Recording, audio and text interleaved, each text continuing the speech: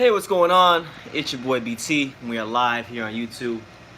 Bit impromptu. We're gonna be a little random today here on YouTube. I'll be honest with you. I don't got shit going on at the moment, but just wanted to say hi, see what's up with you guys. I know I didn't go live for the Prograis Kyle Relic fight, so I figured I'd make up some of that time by going live now. So yeah, y'all want to talk boxing?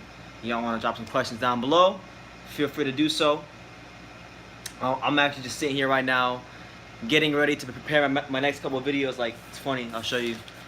On this paper I got, literally every video that I gotta knock out is on this paper right here. So I'm preparing to do that at the moment. But you guys can just drop whatever you want in the comments. I'll be here to talk boxing, Q&A, just no more relaxed Monday type stuff, you know. So yeah, you guys just ask whatever you want, you know. I'm gonna go here. Right now, as I'm speaking to you guys, I'm just patrolling the boxing news and I'm reading a lot about Joshua. They're saying Andy Ruiz is Joshua's opponent supposedly, but I've been looking at all the sources that have reported on that. They, like, for example, I'm on Twitter and they say that Andy Ruiz is supposedly Anthony Joshua's next opponent, right? But if you look at all the sources, like the main source that's reporting is like I saw a picture on Facebook in a Facebook group where it's like Andy Ruiz versus Joshua, but it's reported by Fox Sports, and they're Al Heyman PBC affiliated. And then you go to Twitter, and the main source is Michael Coppinger, and they're Al Heyman affiliated. So you gotta take, from what I've seen so far, I'm taking the sources with a grain of salt, until I hear from Eddie Hearn or DAZN or Matchroom Boxing. I'm not going to really believe much of what's being heard in regards to Andy Ruiz. But if that is the case, that's a pretty good fight. That's a good fight. Andy Ruiz is probably, arguably the best guy out there. I would say him and Trevor Bryan are the best guys out there. I know you guys, many of you may not know Trevor Bryan, but he's good enough to be in that top 10, top 15. He just hasn't got the opportunity to prove himself. But let me see. Yeah, so drop your comments down below. Let me know what city, what state, what continent you guys are watching from. Just all that good stuff. Let me see. I see some comments funneling in. Let me see. We got comments funneling in. We got. As always, you guys know I'm in the greatest city in the world, Dania Beach, Florida. There's no place I'd rather be. But we got my man Jamal Davis. What's up, champ? How you feeling? Just going through the boxing news. I guess I'll give my initial thoughts because I'm gonna do some actual formal videos about the fights from this past weekend. Those should be out within the next day or so. I'll be talking about Estrada Rungvisai, which I didn't get a chance to watch, because my live acted up and then I had a bit of a family emergency I had to attend to, so I had to go. I had to abruptly just get off live. So I haven't had a chance to watch Rungvisai Estrada, but I watched like the whole card with the exception of the main event. The next day I had a chance to watch Prograis versus Relic, and I watched Donaire versus Stefan Young on the undercard. That was a good card, so I'll be doing a video on that. And let me see. This week we got Canelo versus Jacobs, which is a big fight. So it's a good time for boxing. Freddie Smith, what's up, champ? How you doing? What's up, Freddie? How you doing? SSB20, how you doing, champ? What's up, bro? What's up, man? Yo, I'm gonna mute you off for 1 second. Give me 1 second. I'm gonna mute you off for 1 second.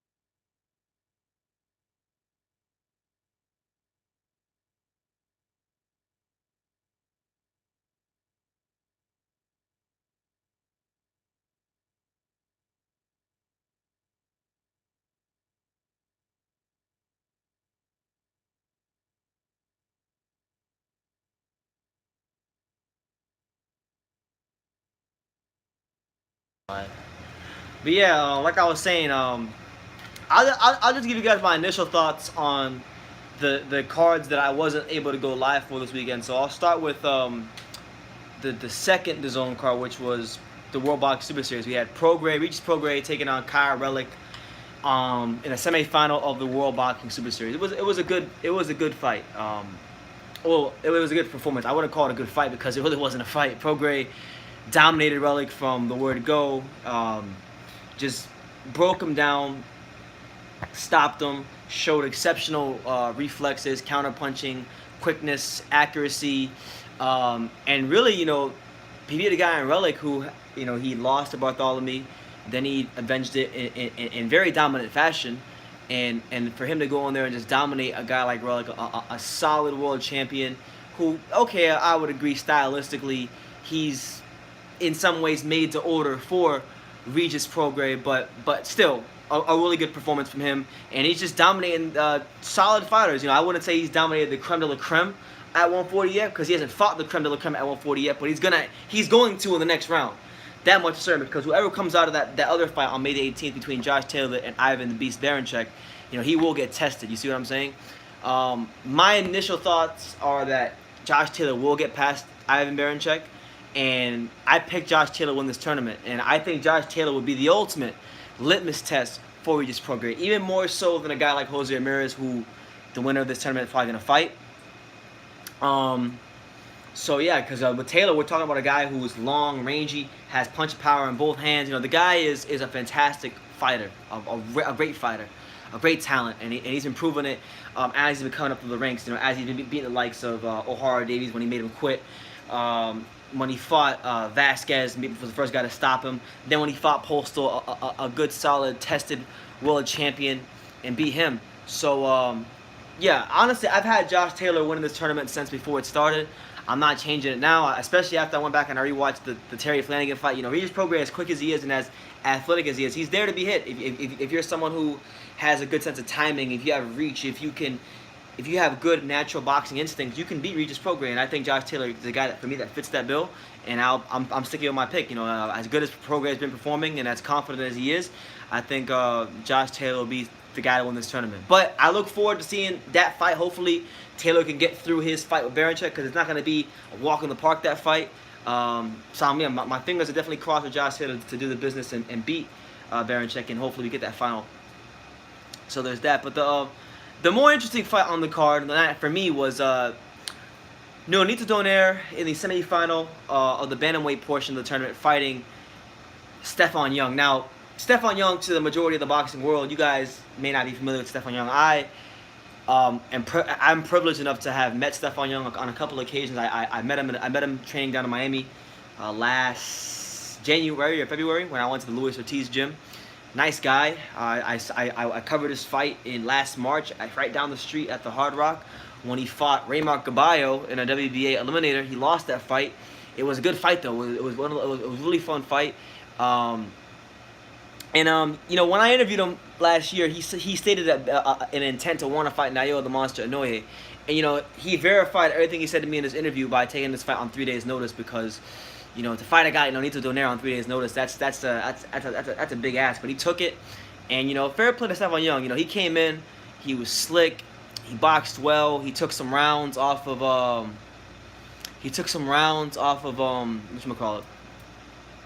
Donaire. And he gave him some fits early on, but Donaire, it's interesting because Donaire at this weight fights nothing, absolutely nothing, like he did when he fought at the higher weight class, when he was the Filipino Flash. He was throwing these combinations. He's a bigger guy. He can if he touches you at 118, he can hurt you and hurt you badly.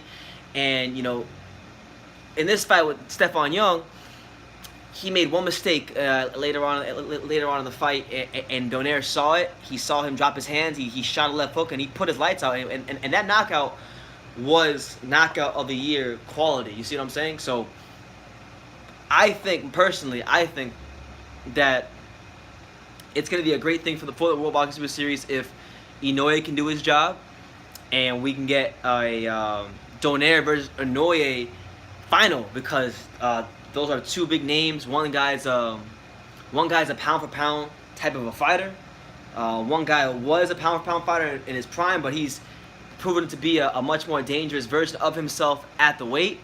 So I like this I quite like that scenario, but obviously Inoue has to get through Emmanuel Rodriguez, which he should, but that's not even a gimme. So just overall good card. What else we had? We had you know, and that's what it was. I didn't watch the Showtime card, but I heard Bartholomew versus Robert Easter Jr. was one of the worst fights of all time. So you know, just not good stuff to hear there. But what else we got? You know, let me get some of your comments. So Rural Child says, Prograis boxed properly. Wish Jelani Tate was injured so we would have a more competitive fight with Onito. Yeah, you know, Stefan Young came in, and you got to give credit to Stefan Young. The guy is a warrior. Not many guys would have taken a fight on 3 days' notice with Nonito Donaire, but he believed he could beat Donaire. Obviously, we saw how it ended up for him, and that's why Stefan Young is a fringe contender, and that's why Donaire is a borderline future Hall of Famer. But yeah, obviously, I would have wanted the Tate fight. Tate has the power at the weight to keep Donaire more honest. He's a little bit more awkward, so he can land those shots that you don't see. You see what I'm saying? And it would have been an interesting fight. Maybe after the tournament, that's a fight they could look into if Donaire or Inoue or Rodriguez, whoever wins the tournament. So yeah.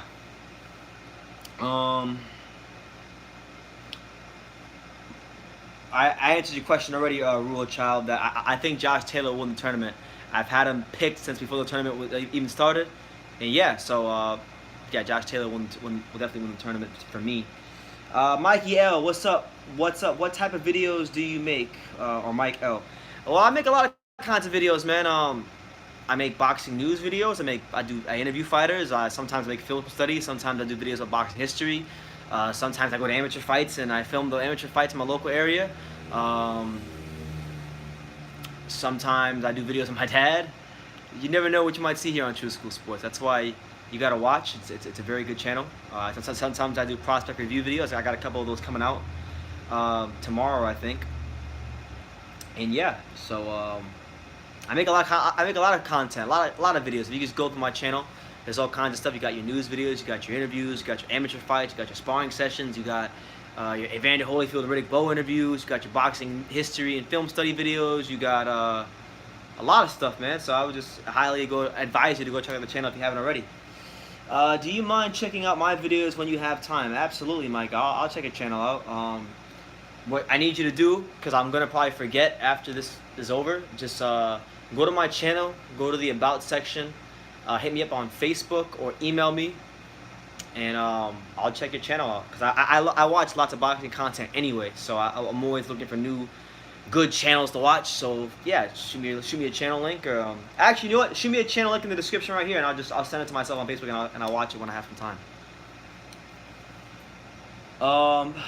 Who do you think is the best promoter in boxing right now? That's a great question, Wazi Rahman. I like Eddie Hearn, man. I like what Eddie Hearn is trying to do. You know, obviously he's got his work cut out for him here in America, because he has to learn the American market, which is a whole different beast in the UK. I love what he did in the UK, because obviously his dad was a great promoter. He took what his dad did and he took it to that next level. You see what I'm saying? And you know, in the American market, you know, I was talking to a good friend of mine in boxing yesterday, and he's got a lot of, you know, inside information as to, like, you know, how pay-per-view ratings and buys and numbers and things like that. So we were talking boxing yesterday, and I was asking him. I asked him. I said, "Hey, what's up?" I told my friend. I asked him. I said, "What do you think? Well, what are the actual official numbers for DAZN?" Because I'm curious, because I have DAZN. I want it to succeed. I'm hoping it does well, because they're putting on some amazing fight cards. Not all of them are great, obviously, but the volume of good boxing they're putting on is a lot higher than everyone else in boxing, right? In my opinion. And so he told me, he said, Brendan, he said, BT, you know, DAZN's got their work cut out for them. They're only pushing about 83,000 subscribers right now, which is not that great. It's not really good at the moment. And then, you know, now that DAZN has raised the price to $19.99 for new subscribers, that would be tough. You know, that's a tough sell here in America, because, you know, you have ESPN Plus, which is $5, and you know, you get the top ranked stuff, and for like the Joe Schmo average sports fan in America, it's a better deal because there's more, you know, top level sporting options. So, you know, I'm rooting for the Zone. Hopefully, they can continue doing really good things. You know, I would say that the Zone has, not right now, but what the Zone is doing is that they're definitely investing into the young American fighter, and I actually want to do a video on that because right now the Zone has signed some of the best young American fighters there are out there. Guys like Raymond Ford, guys like Otha Jones III, guys like Devin Haney, just top American fighters who have world championship type of potential. Whether or not those guys become crossover stars, that remains to be seen. But Eddie Hearn is doing his part to try to invest in young American fighters, and I think that's getting looked. I think that's getting glossed over a lot by like what's going on with Wilder and some of the bigger names on the Zone. But yeah, to answer your question simply, I would just say Eddie Hearn. Foul Pole Boxing says the Zone killed it this week, and Bartholomew should be banned from boxing. Yeah, man, I gotta go watch some highlights from that fight because that overall fight, that whole fight card, it got bad reviews, man. Like they were saying that this was the worst fight of the year, like Bartholomew versus Robert Easter. And honestly, I was forgetting about that fight card the whole week until the day of, and I thought to myself, anytime I thought about that style matchup, I just thought it'd be a horrible style match because both of them are kind of the same fighter. Like Easter's a taller lightweight, Bartholomew's a taller lightweight. They both kill themselves to make the weight. They've both been weight drained for years. Both of them, you know, they don't fight as tall as the height actually is. So, you know, it just wasn't a good style matchup for me, which is why I didn't tune in, and I was justified in that apparently. So I'll check the highlights, but it sounds pretty bad. National Memorial Gardening says, really enjoy watching your channel. You and your dad work incredibly well together. Keep up the good work, mate. Thanks for your time and effort, Nathan from the UK. I really appreciate that, Nathan. You know, obviously, I don't have the biggest channel in the world, but we're growing and we're gonna keep going. And you know, sometimes this shit gets really hard, to be honest with you, because I want my channel to grow a lot quicker than it's growing. But it's you know, patience. I believe in patience, and I believe in that eventually my channel will be up there with the top ones out there. And I'm not even worried about that. It's just about being consistent and giving you guys great content, and the rest will fall. But for the 15 of you here, guys like Foul Pole Boxing, guys like National Memorial Gardens, guys like Sheehy, guys like Rural Child Vision, SSB 28, you know, you guys tune into all this stuff, man. I really appreciate you guys. Y'all are the ones that keep me going, honestly, because it's really tough just doing this boxing thing sometimes, because sometimes boxing can get very depressing, as it's for me. It's been recently because of, you know, it seems like Al Heyman has been blocking so many fights, like with Crawford, Spence not happening, and it looks like it's not gonna happen anytime soon.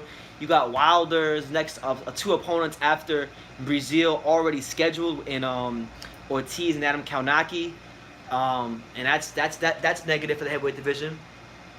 You got Tank Davis witness protection, so you know, I'm a boxing fan and I want to see the best fights out there. And the fact that they're not happening because of, you know, just the way the PBC is deciding to do things, and it's not even just completely the PBC. Aram's ego is at fault as well, but Al Heyman, I would say, has to do a little bit more with why the fights aren't happening and what he's feeding his fighters as far as how they should be moving their career. So, you know, they're entitled to move how they want to move, but they can't demand respect and be taken seriously or compared to other legends of the sport if they choose to duck the best fights out there and deprive the fans of the fights they really want to see. And the fight that fans really want to see is Crawford versus Spence. And right now we're being heavily deprived of that fight. And it's not one of those fights that needs to be marinated. It doesn't need to be waited for. You know, Crawford wants to fight now. Crawford, you know, is recognized by many people as one of the best welterweights out there. Sure, he hasn't fought the creme de la creme of welterweights. He only fought Jeff Horn and Amir Khan so far, but you know, you can only fight him who's put in front of you. He wants the Spence fight. Spence is going to make a unification fight with Sean Porter, so we can't get too mad at Spence for that. But you know, for me personally, I think this fight between Crawford and Spence should be happening in the fourth quarter of this year. Anything after that is a clear duck. So I'll give Spence that cushion, but it's pretty bad. Let's see. Let's get to some more comments. She, what's up, champ? Chris Brocious says, who's the greatest heavyweight of all time not named Chris Arreola? Bermain Stavern, the GOAT. Ain't nobody fucking with Stavern. Stavern's that guy. Stavern's that guy. Dave Allen versus David Price has been announced. I saw that. I know I gave Dave Allen a lot of slagging him off the other day. Pretty much just giving him a lot of criticism. Because I don't know, man. I feel like Eddie Hearn's trying to shove Dave Allen down our throats. But I'll be fair to the guy. The guy's only had, his amateur career, he only had 10 fights. In the pros, when he has had big fights, he has had a lot of training camps. Long training camps. He hasn't gotten full camps for a lot of his big fights, but he's been in there with guys like Luis Ortiz and Lucas Brown, and now he's fighting. Oh, he fought Dillian White as well. Now he's fighting what's his name, David Price. So fair play to him. Hopefully, if he goes in there and delivers a good performance against David Price, then they should be stepping him up levels, and it would validate him more at heavyweight. So we'll see what happens, man. But good luck to Dave Allen. David Price, I'm just hoping for him like something weird doesn't happen in this fight, because his last couple of fights. Cash Ali, and then before Cash Ali, the what's the guy's name he fought? Tom Little. It was a questionable stoppage, So hopefully it's a good fight. Break out the Echo Falls. Nah, champ. I gotta keep the Echo Falls on ice, because I still gotta make that Tyann Booth video really soon. That'll probably be the next video I make, honestly, because I'm running out of Echo Falls. I've been drinking too much damn Echo Falls because life been kicking my ass. But Echo Fall, I'll put it on ice for a couple days. Bartholomew's posturing was deplorable. Don't watch the highlights. Burn the DVR. Okay, so it's that bad. All right, so I'll take your word for it. But it's funny because I like Rances. Rances is a cool guy. I interviewed him a couple years ago, twice actually. Once in 2015, once in 2016, and he follows me on Instagram. So I kind of love Rances because he's a good guy. But we gotta call a spade a spade. He's definitely declined over the last couple years. I thought. Going back as far as his fight with Denis Shafikov, he started looking very, very weight drained and not as strong at the weight. And I don't know, man. I think Bartholomew, I think we've seen the best of him, honestly. I'm not going to say he's done or he needs to hang it up, but I don't see him getting any better, to be honest with you. And as for Easter has always been someone that I've never rated. I think the only good legitimate win he's ever had in his career was early in his career when he had that fight against Arrhenius Mendez, and he stopped him. That was good. That was a good win. But other than that, I thought he lost to Commey, got a gift there, got a gift against Shafikov, and I might be forgetting somebody else. And then he got sparked up by Mikey Garcia. So Estrada put on a beautiful performance. Fortuna, yes, there you go, Fortuna. Thank you, Triple JJJ. So yeah, Fortuna, Shafikov, and Commey. His whole run as a top-level fighter is questionable. Estrada put on a beautiful performance the other night. Yeah, man, I didn't get a chance to see it because I had to kind of cut it short, and I didn't have a chance to watch it. I'm probably gonna watch it tonight, but but definitely with Estrada, I've been a fan of him for years. Hold on, take my damn hat off. I've been a fan of Estrada for years. Obviously, he had that very close fight with Roman Cholatito Gonzalez when he was a lot younger. He's gotten better since then. He's went on to be a unified champion, defend his belt against some great fighters. Beat like Brian Valoria, Giovanni Segura, Carlos Cuadras. Now he's beating Rong Vasai, a guy that Roman didn't beat. So it's a big win for him, and it makes Roman Gonzalez's resume look better. So I'm happy about that. But aside from Cholatito, for Estrada himself, I would argue, and I've always argued this. I believe he's the best Mexican fighter in the world, better than Canelo, better than Mikey Garcia, better than Jose Ramirez, and I think this win, for me, it does him a lot of justice, because he's an exceptional counterpuncher. He's now the man in the division because he's beat the man in the division, and a third fight for those two might be necessary. It might be necessary. I know you still have guys like Cajas in the division who would like a crack at him, so I wouldn't mind that, but I wouldn't mind a third fight either. Just to see who's truly the best between those two. Maybe a third fight, do a great trilogy. I hope I love Roman Gonzalez, but honestly, if he fought Estrada right now, I don't think it would bode well for him, to be honest with you. I don't. I think Estrada at this weight, now he's in his prime. Roman's kind of declined a little bit. It wouldn't go well for Cholatito. I don't think. I'd pick Gallo. So I'm hoping Roman doesn't fight him, because I think Roman will lose to him. But I don't even know if Roman's gonna fight anybody really, because I haven't heard anything about him. But I check for Chocolatito stuff all the time. Like that's my favorite fighter of all time, and I'm chomping at the bit to see when he's gonna fight again.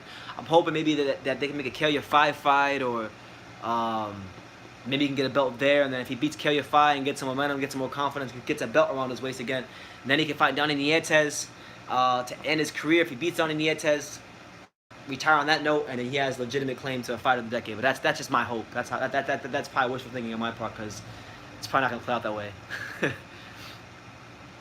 Triple JJJ, I agree. I put him right up there with Canelo as the best Mexican fighter in the world, especially after the Rungvisai victory and in the fashion in which he beat him.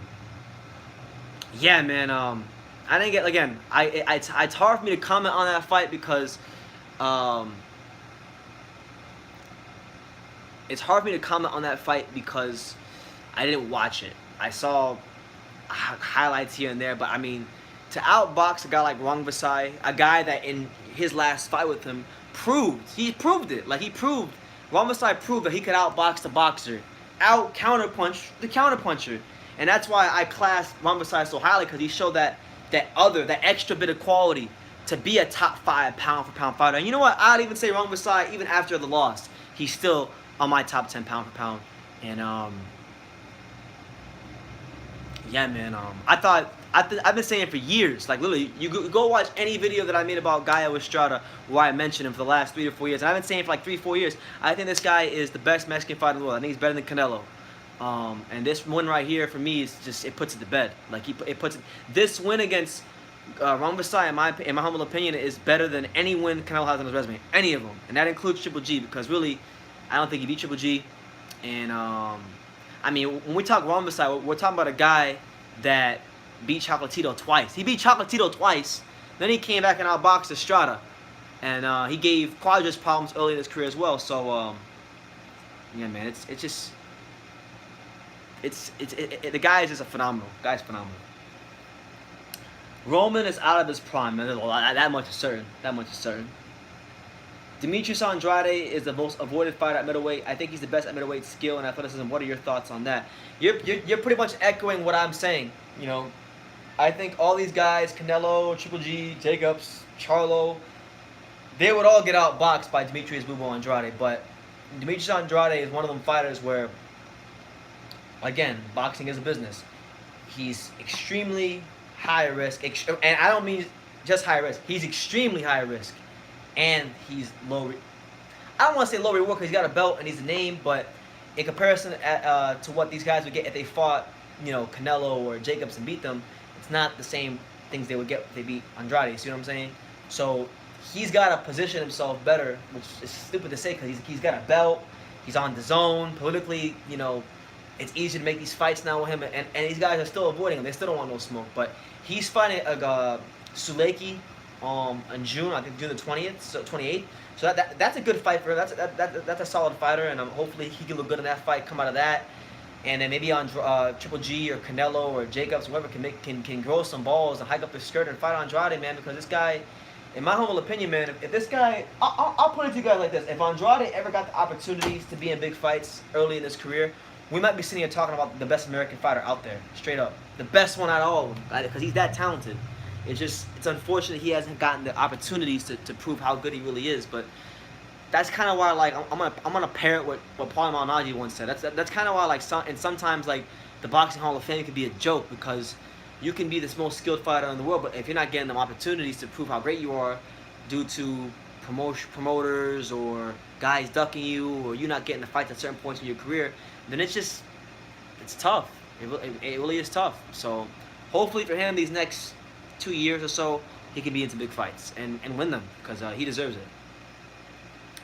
Any elite fighters could beat him now. Talk about Roman Gonzalez? No. Let's have it right, okay?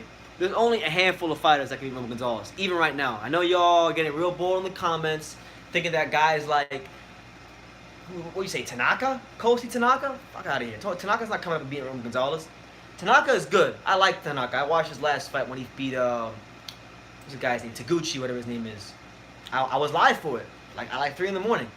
I love Tanaka. In fact, I would have Tanaka on my pound list. But let me tell you guys something about Roman Gonzalez. If you can't back him up, you can't beat him. It's that simple.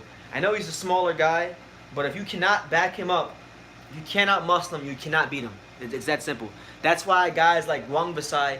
That's why Rong Basai was able to beat him. Rong Basai was the only guy in the division that could outmuscle him. Quadras couldn't beat Roman Gonzalez because he couldn't outmuscle him and he couldn't back him up. And so either you're gonna outwork him or you're gonna outmuscle him. But if you can't do either, you're not beating him. Tanaka, could he outwork him? Possibly. But he'd have to come up weight classes. We don't know if Tanaka would be the same coming up to 115. The same way we didn't know if Roman Gonzalez could be the same when he came up from 112 to 115. So, y'all getting really bold in the comments about Chocolatito. Chocolatito would still beat Kaliafai. He would slaughter Kaliafai right now. If Eddie Hearn ever got Kaliafai at witness protection, he would slaughter Kaliafai right now and be a world champion again. As for Gallo Estrada, you know, I would favor Gallo Estrada, but even that fight right there isn't as lopsided as you would think because, again, Gallo has a great style. Gallo's a fantastic counterpuncher. Gallo might outbox him, but Gallo is not backing up Chocolatito Gonzalez. Gallo is not backing up Chocolatito Gonzalez, which means he's going to get his ass pieced up many points in that fight by Chocolatito Gonzalez, and Roman will be a very live dog in that fight. Every time I've watched Roman Gonzalez fight, he was walking in face first, getting pieced up. Okay, well then that means that you only watch the only fights in his career you watched were the Quadras and Rong Basai fights. Obviously, those are the two most notable fights in his career. But we're talking about a guy who was in his 4th weight class, who was fighting guys significantly bigger than him, and you know it was what it was there. I would highly implore you, go watch him when he fought Akira Yagashi. Go watch him when he fought Brian Valoria. Go watch him when he fought Edgar Sosa. Go watch him when he fought McWilliams Arroyo. Go watch him when he fought Gallo Estrada early in his career. Go watch him when he fought Kastanori Takayama. You know, how about that?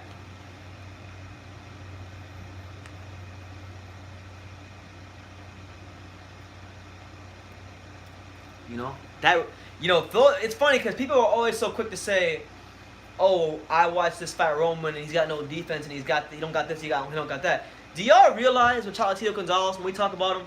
We're actually talking about a guy who is one of the best defensive fighters in boxing. And I'm going to explain to you why I'm saying this, okay?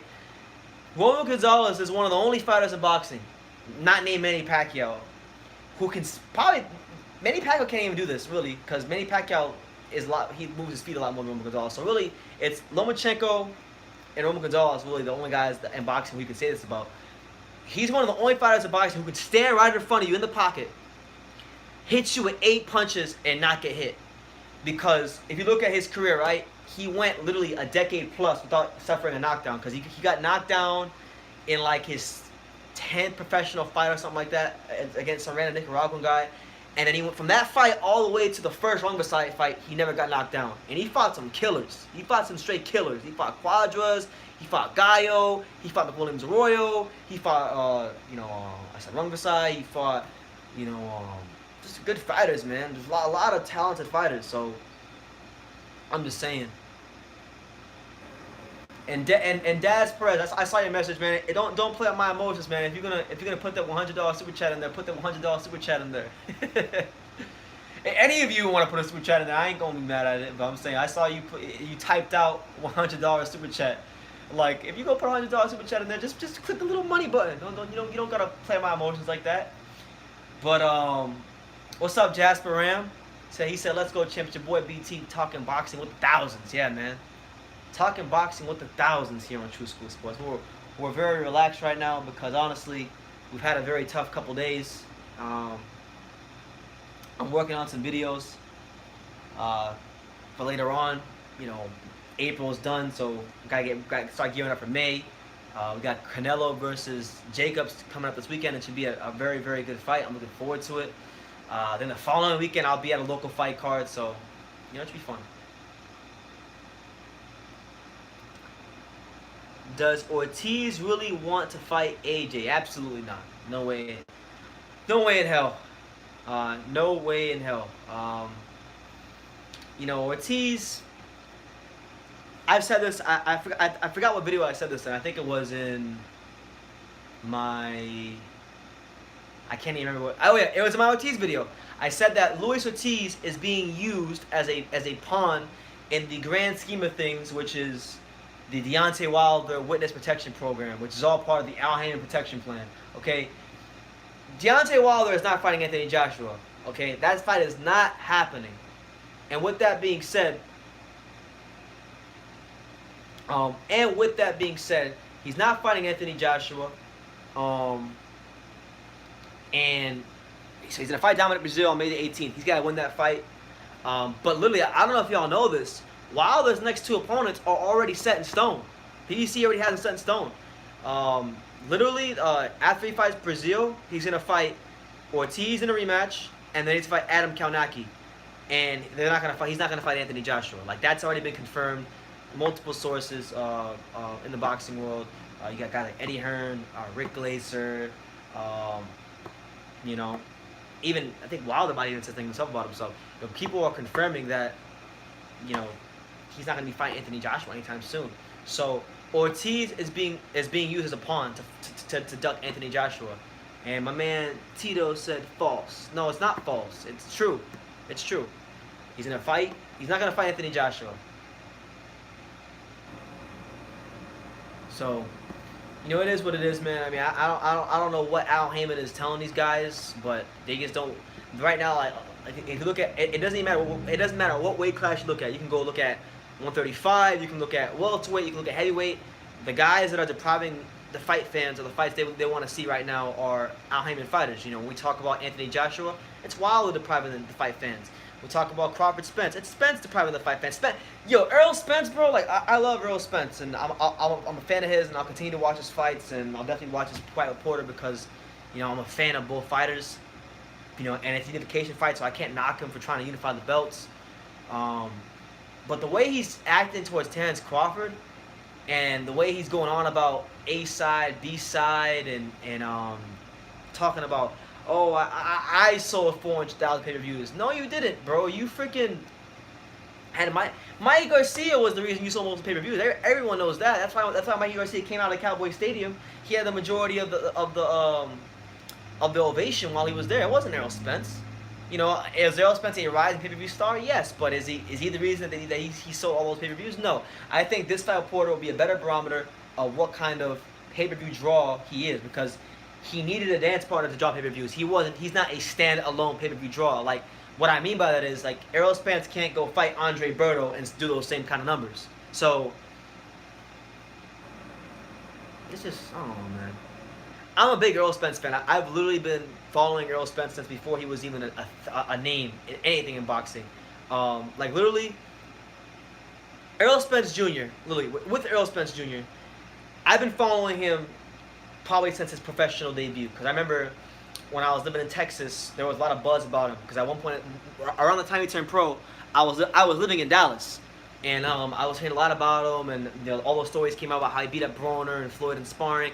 So I began to watch him, and I loved his style. I loved his boxer puncher style. I loved the way he put pressure on fighters. I loved the fundamentals, the body shots. It was all just so great to watch, and you know, he looked like a guy that wanted to unify belts and prove that he was the best. And you know, I'm not saying he still doesn't want to do that, but it just seems like when he talks about Terrence Crawford that he doesn't want to do that. Like, and I don't get it, because that fight is such a great fight. It's a fight that a lot of fans want to see. It's a fight that, you know, I think if Errol were to win it, man, it would do a lot for his career, because people class Crawford as a highly rated fighter. Yeah, man. So I like Errol Spence, but just to see what he's becoming, what the Kool-Aid he's been drinking from Al Haymon, and now that he become a massive businessman. I mean, and I get it, because the fight game is a cruel business, and you got a certain window to make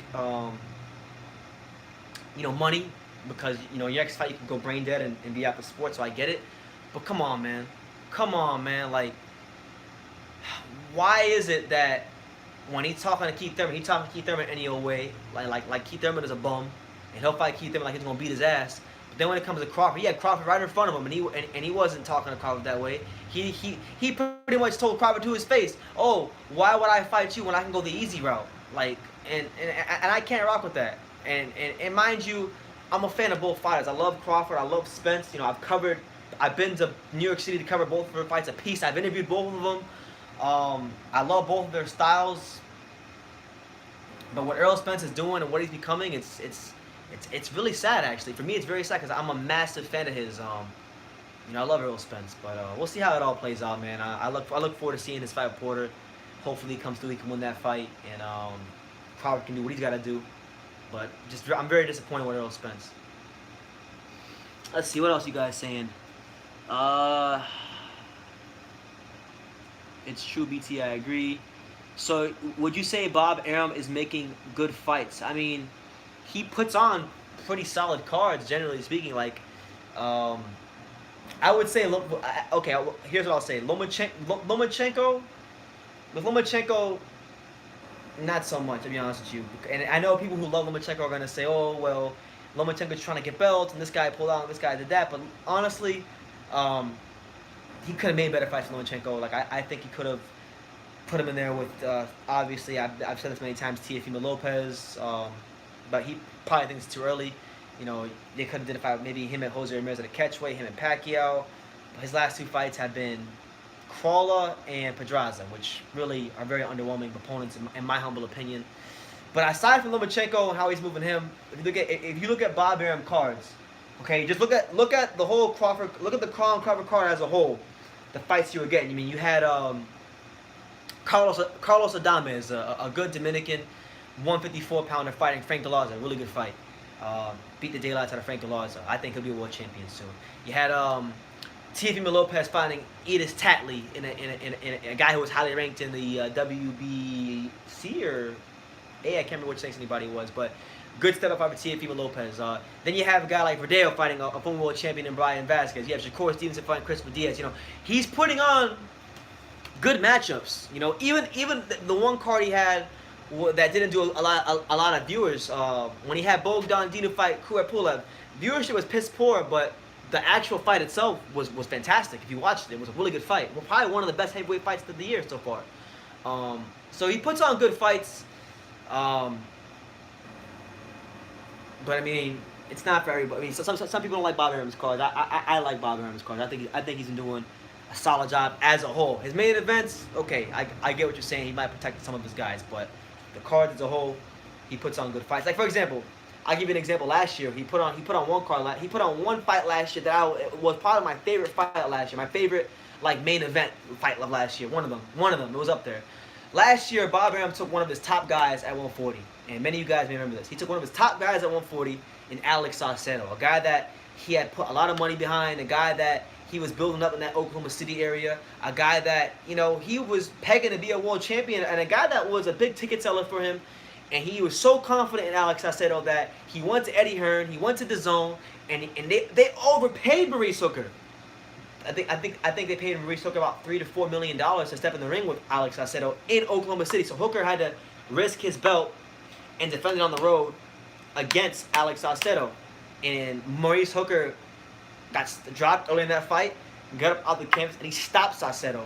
But Arum will take a calculated risk like that if he believes in his fighters, and because of that, I think we do get fights, and that's to me, in my humble opinion, that's the difference between a guy like Arum and a guy like Haymon. Haymon won't take those calculated risks unless it's guys within his stable. It's rare that you see an Al Haymon fighter take one of those kind of risks, which is why I'll give Haymon a bit of credit, because Spence he let Spence go over there to the UK to fight Kell Brook, but that was such a rare instance. It's rare that happens. So, yeah. But to answer your question, yes, Bob Arum does generally put on good fights. Aaron Raha, what's up, champ? He says, yes, BT, keep the grind. Love from the UK. A big shout out to everyone out there in the UK. As always, y'all know I got loads of love for the UK. All the Brits out there. It don't matter if you're in Manchester or Liverpool or London or Newcastle or West Brom or what else is there in England? Birmingham City, Hackney. Big shout out to the UK. Is Spence Porter on pay-per-view? So far, everything I've heard indicates that Spence Porter will in fact be on pay-per-view. I wanted to point something out to you guys. I don't know how it works for you guys out there in the UK, but for us here in America, you know, if you guys look at how Al Heyman and the PBC is doing things this year, and I was talking to someone last night about this on the phone. If you look at how Al Heyman is doing things, they're trash fights, like the trashiest fights they have out there, like their filler fights, like for example Bartholomew versus Easter, which everyone knew was a trash style matchup because we knew their styles didn't mesh well. They're putting that on regular Showtime, right? And then they're like really high profile marquee fights they're putting on pay-per-view, like Wilder versus Fury pay-per-view, Pacquiao Broner pay-per-view, Spence versus Porter, you know, will be pay-per-view. And then like the fights are like a notch under that, they're putting on FS1. So like Granados Garcia, FS1, Lipinets Peterson, FS1. And what's funny is the FS1 cards and the pay-per-view cards, you know, they're solid. You know, I would say the FS1 cards are more complete cards. You have better fights on the undercard, and the main event is usually good. With pay-per-views, it's usually just the main event maybe being good, and the undercards are pretty underwhelming. But that's what I've noticed. I don't know if you guys noticed that, but that's the thing that I wanted to point out.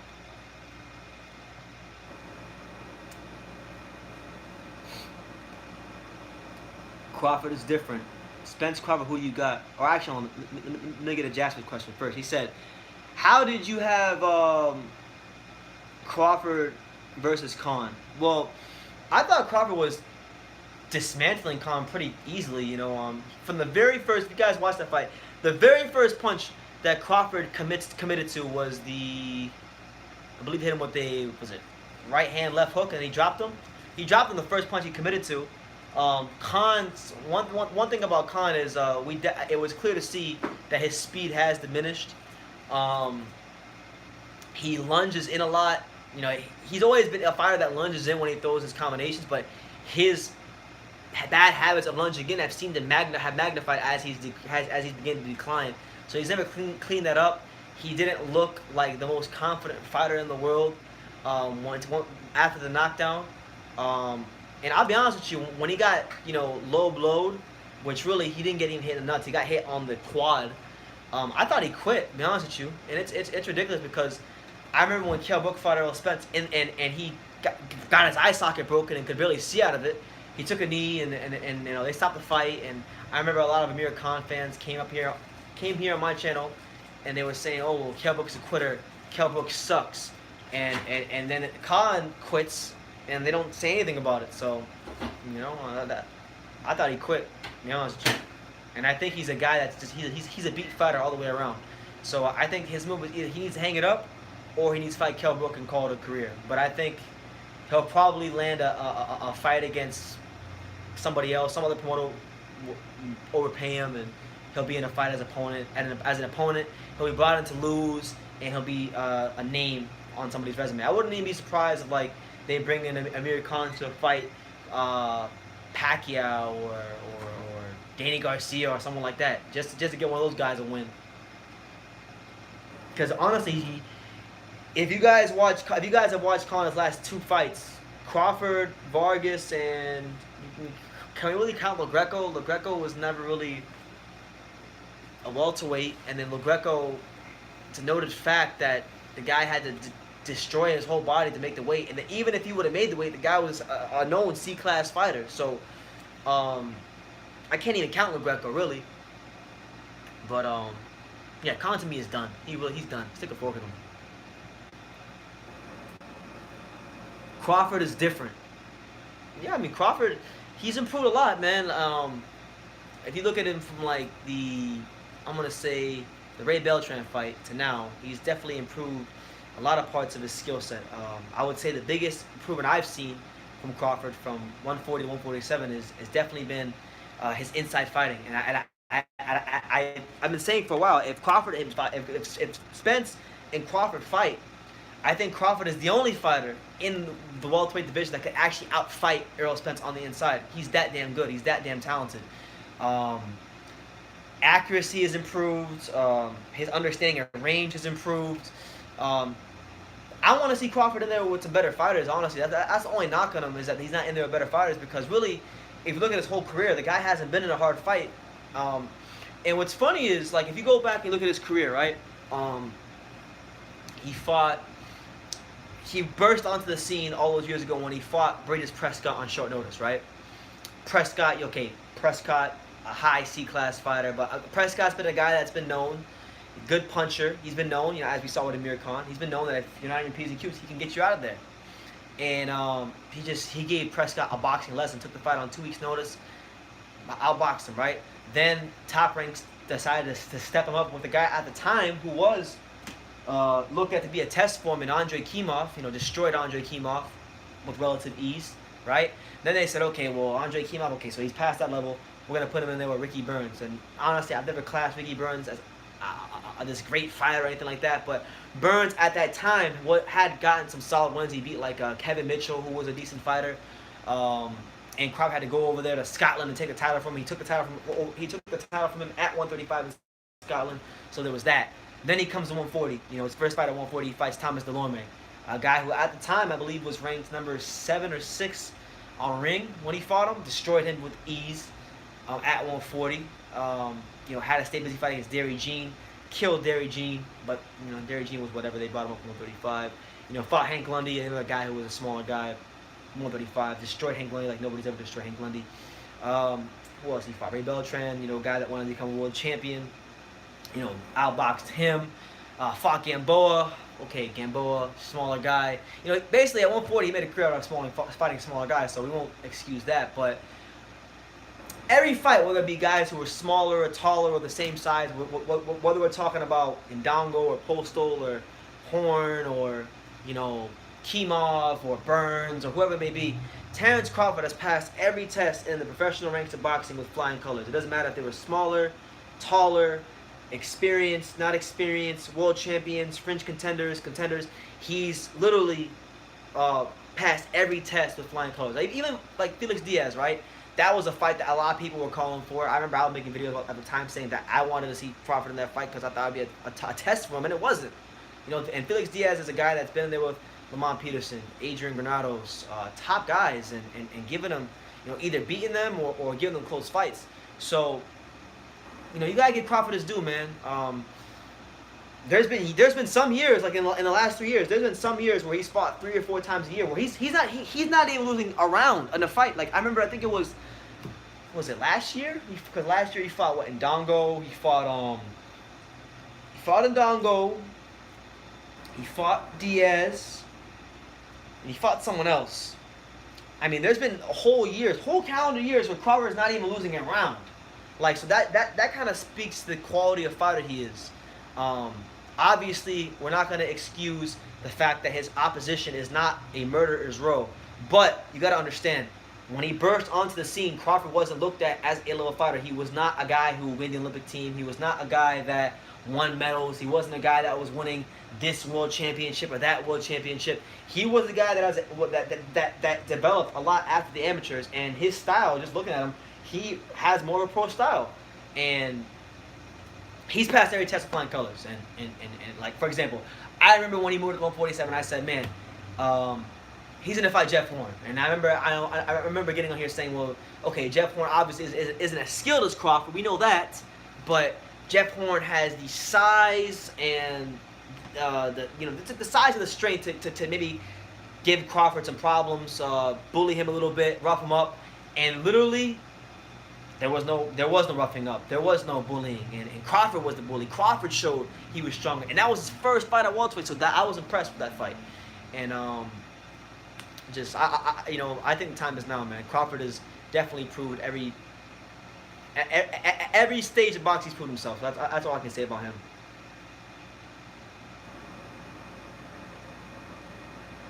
Edward Scott, what's up, champ? Good to see you.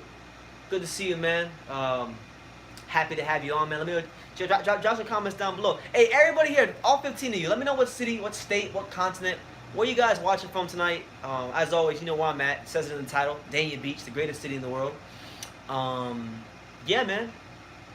So we're talking about all kinds of stuff right now. My man Parmley says that basically they've confirmed Andy Ruiz as AJ's next opponent. Now, they've been saying that they have confirmed that, but every source I found on that has been a Al Heyman or PBC related source. When I need to see a Matchroom Boxing or Eddie Hearn come out and confirm it, because you know, sometimes you gotta be iffy. I'm iffy about that kind of stuff. Like, so I don't know if that's if you can put 100% stock into that, because I saw a picture that Fox released saying, oh, Josh versus AJ, and then Michael Coppinger reported it, and he's a credible source, but sometimes he's not because he's a PBC guy, you know. So we'll see. Ireland's in the building. What's up, Ireland? Gibraltar, okay. The Rock of Gibraltar. Shout out to the Rock of Gibraltar. Rod Rook Davies, what's up, champ? The UK. We got everybody from the UK here. What other news there in boxing? Yo, did y'all see what that was about? I saw something today where apparently Eddie Hearn's father did a press conference for Dillian White Ruiz.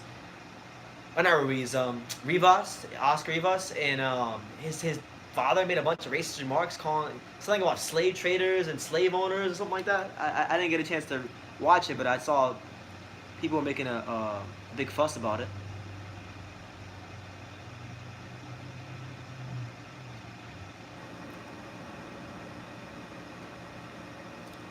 Apparently, Dave Allen is fighting David Price, so that should be a good fight.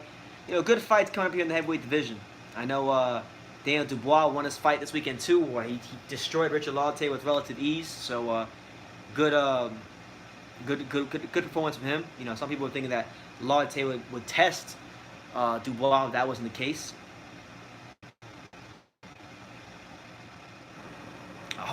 Apparently, Maurice Hooker is now in unification talks with Jose Ramirez and Mikey Garcia. So just lots of stuff going on in boxing, man. Gonna have a lot of videos to make because I missed out on a lot of things this weekend. Scotland, what's up? Scotland, the UK.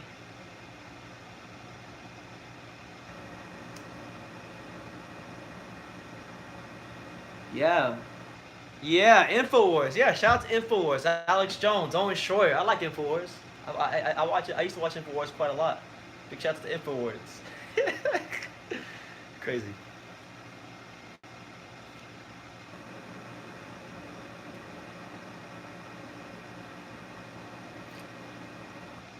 Thoughts on Infowars? I like Infowars. I mean, I like Alex Jones and Owen Schroyer. I think they're doing a lot here to try to awaken the American public on some of the things going on in our political climate. But I'm not gonna get too much into the politics. But yeah, I like Infowars. I've always been a fan.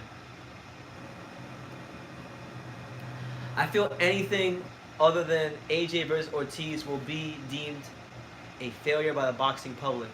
Yeah, I mean, that's the best matchup. It's a matchup that probably should have happened even a couple years ago when Luis Ortiz was on Matchroom. Didn't happen. So, you know, personally, look, Trevor Bryan, I know you guys don't know Trevor Bryan like that, and I know he's not really, like, highly touted among many people in the boxing world, but those in the know that Trevor Bryan is a top 20, 15 caliber fighter. He hasn't got the chances to prove himself. He's a friend of mine. I've been interviewing him for years, so you know, selfishly, I want Trevor Bryan to get the fight. You know, and the thing is too, if he got the fight, there's a bit small chance I might actually be able to go to the Anthony Joshua fight. So I'm kind of selfish in that manner, but yeah, Ortiz versus what's his name? Joshua would be a very good fight. I've seen Trevor Bryan spar a lot of opponents. I saw Trevor Bryan spar. In person. I saw Trevor Bryan spar Derek Rossi. I've seen Trevor Bryan in there with Big Baby. I've seen Trevor Bryan in there with Guillermo Jones. I've seen Trevor Bryan in there with a couple of amateurs.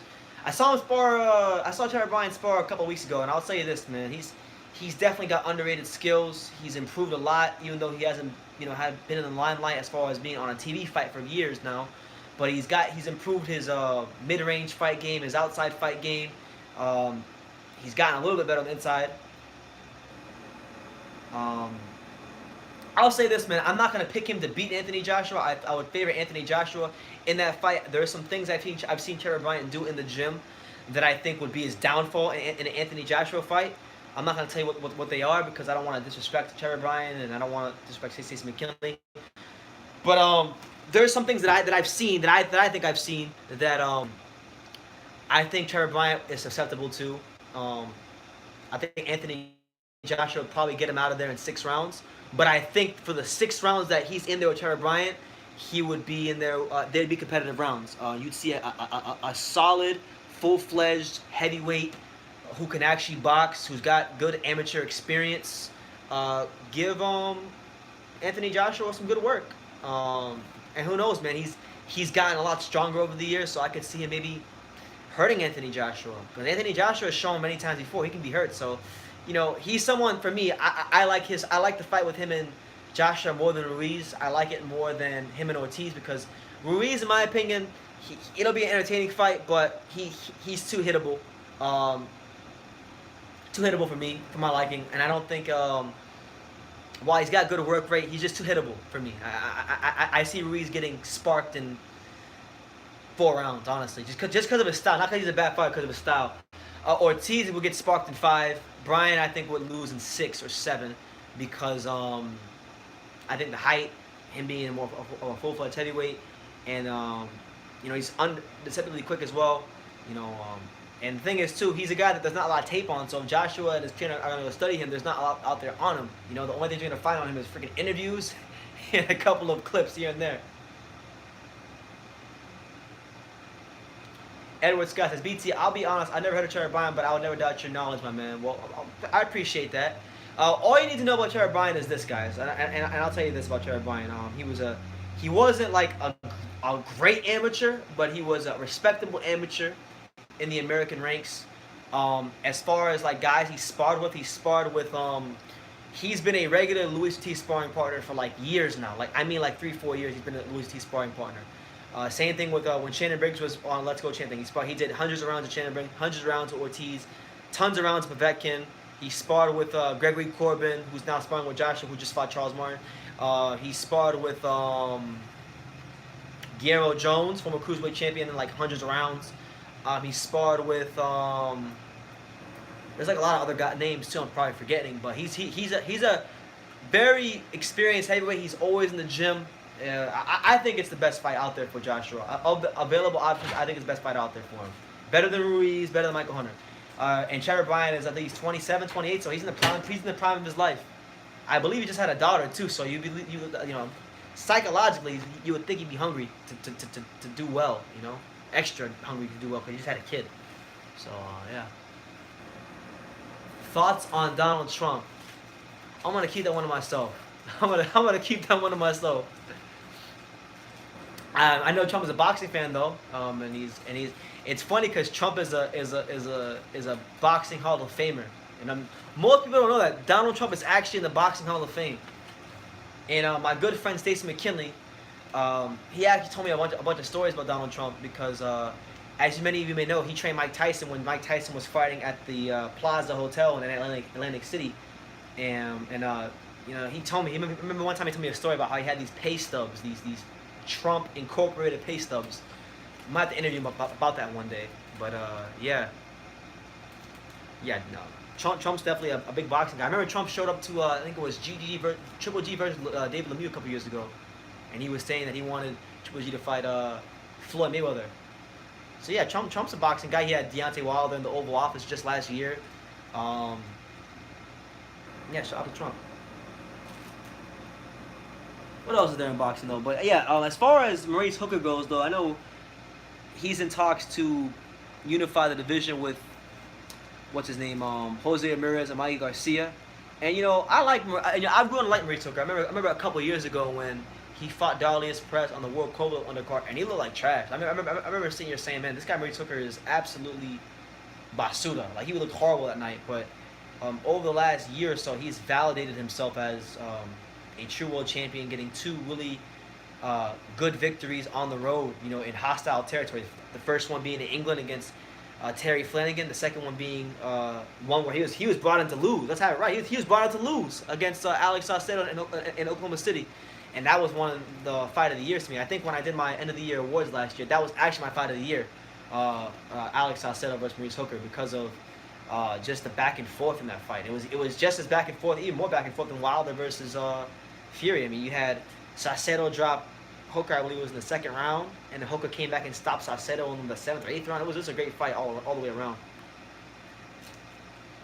And if you haven't watched that fight, I would highly implore you guys to go watch it.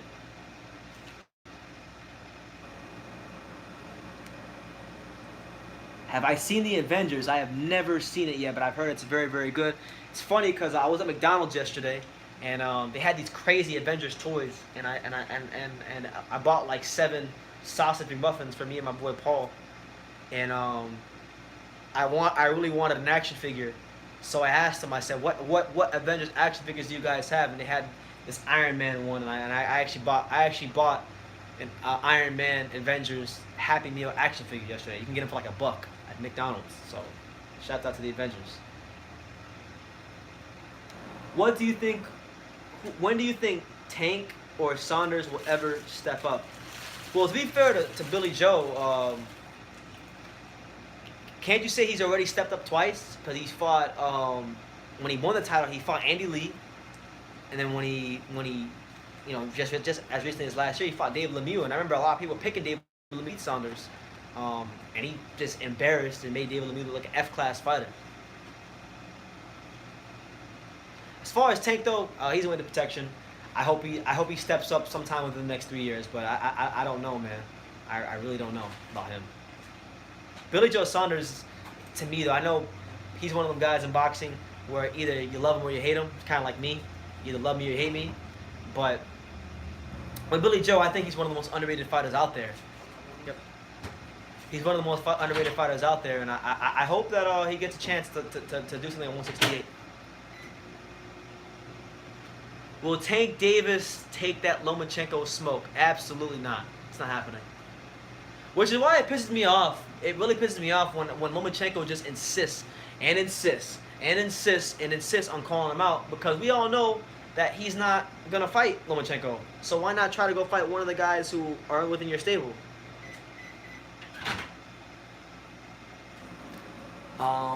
Billy Joe's world class. Saunders stepped up with Lemieux, Lee, and Eubank. Yeah, we all forget about Eubank. Exactly.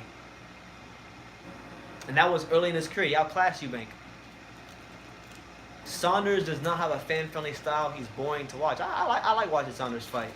Like, the only reason I would say I like watching him fight though is because some guys you watch them fight, like some guys with his style, like those southpaw slick boxers, they're just there and they just do they slip, they counter punch, they do all that stuff, and that stuff is cool, it's exciting. But he's a pure boxer with a certain amount of cockiness to him that I like, and that's what makes his fights interesting to me, you know. So I like Billy Joe, and I'm hoping that it's not gonna happen. It's probably a pipe dream, but I know he's been calling out Gilberto Ramirez to come back down to 168 for a fight. It's not gonna happen, but I wish it would. Who would have won between Riddick Bowe and Lennox Lewis? That's a great question. I'll be honest with you guys. Riddick Bowe, in terms of talent, and for any of you who have just watched him fight, and for those of you who are older than me that had a chance to watch his fights and live through it, Riddick Bowe in his prime is arguably the best heavyweight who ever lived. That's not that. I'm not even exaggerating. He's that damn good. He was that damn good. There wasn't a single thing in boxing that Riddick Bowe in his prime could not do. When you talk about jabbing, A. I grade him as an A. When you talk about fundamentals, A. When you talk about inside fighting, A. When you talk about, he's just an A-level fighter across the board. Chin, durability, A. Tested in big fights. He was always a guy that showed himself to be A-level across the board. Even on the come up when he fought guys like was it Elijah Tillery, Jorge Luis Gonzalez, Burt Cooper, tough contenders, And then when he fought Holyfield, it was really tested, and we saw what he did against Holyfield. I'm going Bowe all day. And the reason I'm going to Bowe all day is because Riddick Bowe is probably one of the only heavyweights from that era who could actually out-jab Lennox Lewis. And I'm not just talking about the 1992 version of Riddick Bowe that fought Holyfield. No. I'm talking about the 94 version of Bowe that fought Holyfield, and in the second and third fights, that guy would have out-jabbed Lennox Lewis. He would have out-fought Lennox Lewis on the inside. We saw lesser fighters like Oliver McCall and Hasim Rahman hit Lennox Lewis with some serious shots. So I think I'm going Riddick Bowe all day, and there's no two ways about it. underrated heavyweight too. What 6 foot guy, 6'5" guy you see getting underpunched like Bo? Absolutely. And you know what's funny? I'm a very blessed individual. Like I'm probably like one of the most blessed individuals in the world because I know Riddick Bowe is in his 50s now. He's not fighting, but like I've gotten a chance to spend hours upon hours upon hours upon hours with Riddick Bowe in many types of different settings, whether it be eating, whether it be in the gym training, whether it be just sitting down joking, and you know, I'll tell you guys a story. Like I think this was last week or the week before. I can't remember. My memory is all messed up. But recently, in the last month or so, I was going on to Heavyweight Factory a lot because Riddick Bowe wanted to lose weight, and I'll probably have to go down there soon, sometime this week, to go work out with him. And like we would go on the bike, and he would go on the bike, and I would go on the Stairmaster for like 45 minutes or so, 30 to 40 minutes. And then after we get done, you know, he usually goes and sits back down, and then I'll go hit the bag, and Riddick Bowe would actually give me like pointers like on how to, you know, throw punches a certain way. And I remember when he talked about defense, and I remember when he talked about catching punches. And when you just listen to him talk about catching punches, you see why he's such a great fighter. So yeah, to answer to get back to what Battle Hub was saying, like yeah, very few guys in boxing history who are 6'5" that can move like him, who could, you know, understand positioning like he could, you know, just absolutely great fighter. I think prime Riddick Bowe is a live dog against any heavyweight from any era in the history of boxing, whether we're talking Ali, whether we're talking Sonny Liston, whether we're talking Larry Holmes, and that's just what it is. Riddick Bowe would beat Lewis in his prime, but never stepped up, bro. Only notable win, being honest, is in the Holyfield fight. I disagree with that. I would say his only A-level fight he ever beat was Evander Holyfield. I'll give you that. But he had notable wins to come up, like tough contenders. For example, probably the best one on the come up was a guy that Jorge Luis Gonzalez. You know, Jorge Luis Gonzalez was one of the top Cuban amateur heavyweights at the time. Jorge Luis Gonzalez had actually beaten Bowe in the amateurs. I know amateurs pros is a different game, but that was like one of Riddick's first step ups in you know, on the way to becoming a champion, and Gonzalez tested him out. You know, that was a good win. Bert Cooper was a good win. Bert Cooper was a tough contender. You know, when he beat Elijah Tillery, you know, obviously did Cooper and Tillery and guys like that. Those fights he was supposed to win, but he had notable wins on the come up. But yeah, Holyfield's probably his best win. The whole Lewis thing is it's kind of sucks because, you know, in doing my own research, because a lot of times I've learned a lot of times with boxing, you know, if you don't do your own research and you just listen to what people say, then you become a sheep and you have no opinion of your own. So like, for example, some people might say things like, well, Sugar Ray Robinson is the best fighter of all time, but then they won't look at the fact that, you know, when the time he got to his 37th fight, 37 years old, and I know they were fighting more back then, but he was struggling to beat the likes of Jimmy Greaves, guys who didn't even challenge for world titles. You see what I'm saying? So, you know, is that guy really the best fighter of all time? You got to question everything in boxing, because sometimes things are said and recited so much by fighters and trainers that, you know, you can just accept it as fact when you haven't even formulated your own opinion. So with the Bowe Lewis thing, right? From my understanding,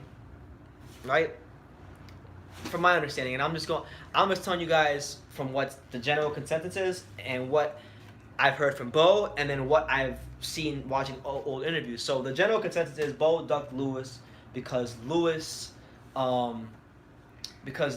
was scared of Lewis, and Lewis beat him in the amateurs, and he threw the belt in the trash, and he vacated. That's the general consensus. Bowe didn't want no smoke with Lennox Lewis, right? But then when I interviewed Riddick Bowe, what Riddick Bowe says is, you know, basically the WBC was going to strip him if the fight wasn't made by a certain time. And you know, Bowe will say things like, well, we made offers to Lewis. We made multiple offers to Lewis to fight, and he didn't accept the offers. Now, it is a known fact that when Rock Newman made those offers to Lennox Lewis, there were like crazy offers. Like it was like 90-10 split in favor of Bowe, 80-20 split in favor of Bowe, and basically, if you go and watch, there's one interview where Bowe is at the some British boxing awards, the award show where they award the sports personality of the year and all that stuff. And they had Bo there presenting the awards, and they interviewed Lennox Lewis in Jamaica. Um, Basically, at the time, they were even saying, yeah, Lennox Lewis is just gonna wait it out, and then eventually the WBC is gonna strip Riddick Bowe. So the crazy thing is, people see the whole thing with the trash can, and I think it's a horrible moment for boxing, and it's something that people are always gonna remember. But from what I've gathered myself, it wasn't just all Bowe. WBC was gonna strip him anyways. So.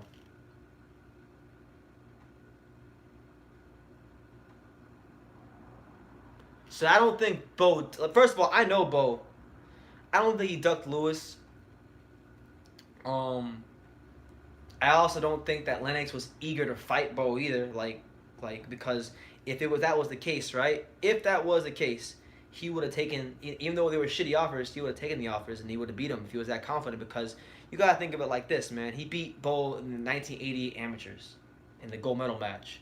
If he was that confident he could do it again, he would have just taken the 80-20 or 90-10 split, even though it's not fair. Because at the time, let's have it right. At that time, when the offer's being made, Bowe was then what Anthony Joshua is now. He was that guy in the division. You see what I'm saying? And Lewis was more like Deontay Wilder than he was Anthony Joshua. So, if he was really that confident, he would have just taken the offer, he would have beat Bowe, and then he would have been in the driver's seat, and then Bowe wouldn't have been shit. And that's what it would have been. But he didn't take the offer. It worked out in his favor. The WBC stripped him, Bowe threw the belt in the trash can and made him look like a fool in the process. And people just, it gets lost because when people look at that situation, it's looked at with a, kind of revisionist history lens. But that's my whole interpretation of it. She says Harry Greb is pound for pound number one. I don't know, man. I would say pound for pound number one is probably... I'm not mad at Harry Greb, but I would say it's a toss-up between Manny Pacquiao and Henry Armstrong. And we're talking about just straight pound for pound. Those two guys, for me, are like 1A and 1B. Bowe was in the golden era of heavyweights, bro. I agree. He probably was the best, but the best fight the best, bro. Tyson, Lewis, Biggs, Klitschko, Gladys, Rockmore, all greats of the era. I just disagree, bro. If anything, Lewis was Joshua and Bowe was Wilder, badly promoted. Nah, man. I disagree on that because Lewis wasn't the man at the time. How could he be Joshua when he wasn't the man? How could he be Joshua when he wasn't selling out no I know Bowe was boxing was you gotta understand, America is the entertainment capital of the world, and Bowe was that guy. He was selling out the MGM Grand. He was selling out the Thomas & Mack Center. He was selling out, big venues in Vegas. He was, when they talk about big boxing in Las Vegas, come on, man. Bowe was that guy in the 90s. He was that guy. And so how could Lewis in 92 have been what Joshua is now in 2019? It doesn't make sense. Now, if you want to say what their careers ultimately wound up becoming was more like Wilder versus if you want to say Bowe became more like Wilder as his career progressed, and Lewis became more like Joshua as his career progressed, then fair play because Lewis had the better body of work. Lewis fought the better opposition. There's no debating that. But in terms of at that particular time when the negotiation first started, when the fight was the biggest it was ever going to be, Bowe was Joshua. That's my take on the situation. But then again, I'm just a kid from Daniel with some boxing posters. So what do I know? Why didn't Tyson fight Bowe? He came back over 300 pounds after he won the title. Well, I interviewed Bowe about that. Tyson was in prison when Bowe was champion, if I'm not mistaken, so the timelines didn't match up. Sedber, man, any advice on life? You're asking me for advice on life? I mean, let me verify. You're asking me for advice on life? Sugar Ray Robinson, pound for pound number one. I'm not mad at that. Yo, what's crazy is I remember in 2016 I went to LA. And I actually went to Inglewood. Now, if you guys ever get a chance to go to LA, I would highly advise you to go to Inglewood. Go to the Inglewood Cemetery. It's kind of weird saying this, but go to the Inglewood Cemetery. I actually went to Ray Robinson's gravesite. There's a video on it. You can go look it up on my channel. I went to Ray Robinson's actual gravesite, and it's pretty cool. They got a big picture of him and there, and his wife, and yeah, so Pretty cool stuff. Bo had some wars with Golota. Yes, he did.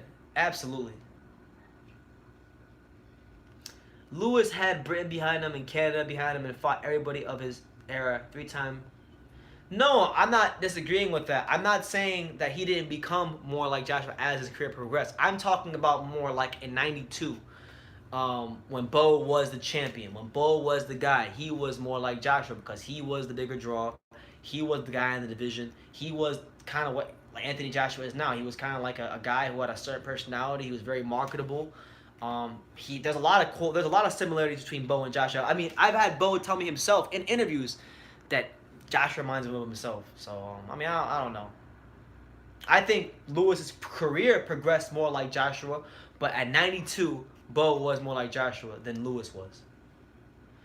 Jeff Horn or AB, that'd be a great fight. I would actually favor Jeff Horn, honestly. That's probably like one of the most, ironically, that's probably like one of the most interesting fights in the division. You know, I wouldn't mind seeing that one. That'd be a good fight.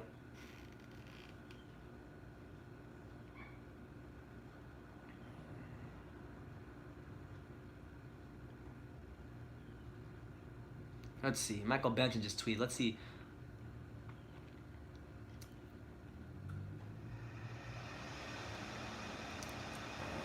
Oh yeah, so in case you guys don't know, the WBA have given Jarrell Miller a 6-month ban after he failed 3 drug tests. The ban does not prevent him from fighting, but disqualifies him from their rankings until late September. So pretty much a slap on the wrist. You know, no surprise there. It's boxing.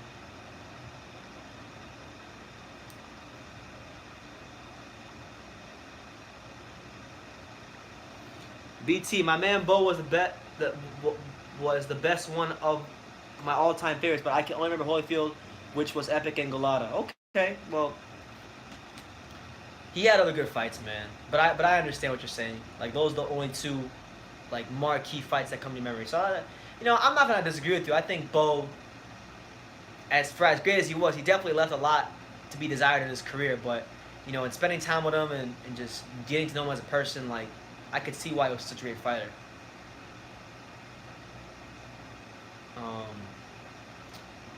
Kovalev or Anthony Yarde? It's a good matchup.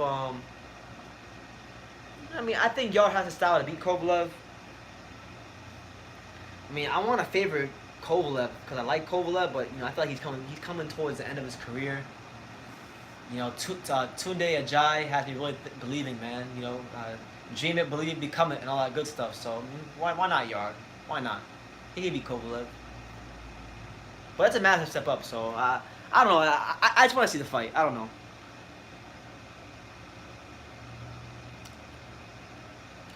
Andy Ruiz will get stretched by Joshua, but I could see him making it a decent fight for a few rounds. Yeah, I mean, we'll have to see, man. I really hope Trevor Bryan gets the fight.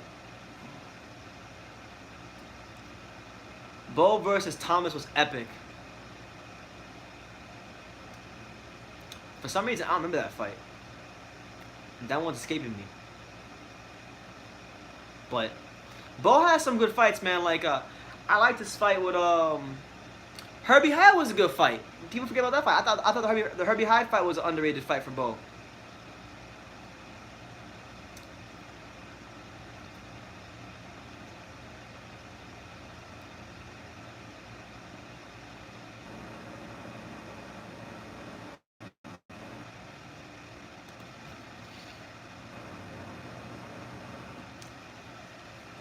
Yeah, man, I'm trying to get to this. I'm trying to get to like 20,000 subscribers. I'm coming up on it soon. You know, we're like at 18,005 something right now. So we gotta get this channel to 20,000 subs.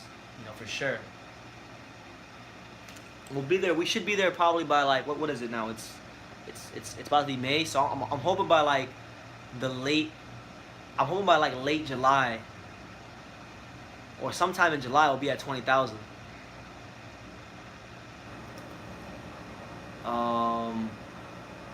A prime Kelly Pavlik gives Canelo a lot of problems. Kelly Pavlik is so underrated, man. I would agree with you on that one, man. Kelly Pavlik had some marvelous fights with was it B-Hop and Jermaine Taylor, right? He fought Jermaine Taylor too. You know, good fights, man. Underrated fighter. Michael K Films. He says, "Man, I've been subscribed for so long. I really appreciate that, Michael. Um, man, you know, I honestly, man, I never thought I would get this many subs. To be honest with you guys, I never thought I'd make it this far.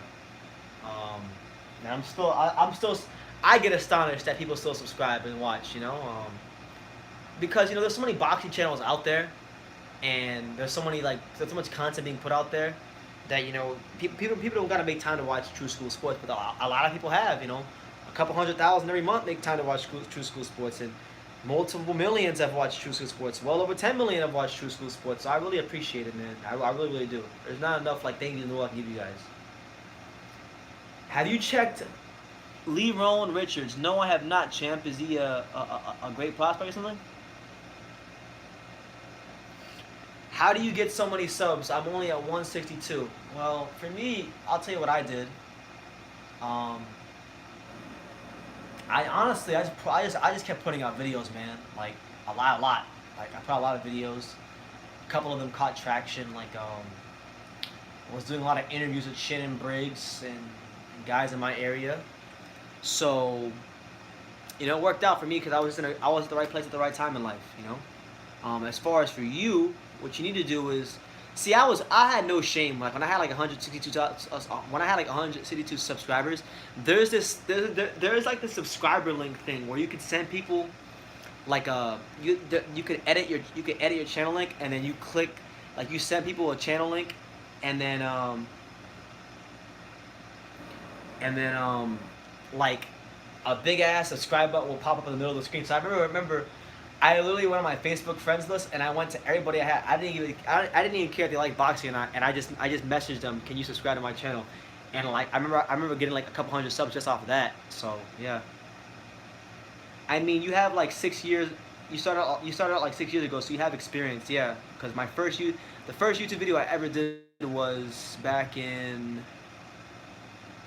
2012 when I was like in high school, which is crazy to think. Like 2012 I was in high school. I was doing NBA videos, but I've only been doing boxing videos for, this is my 4th year, because the first boxing video I ever did was early 2015. So yeah, we're going on 4 years.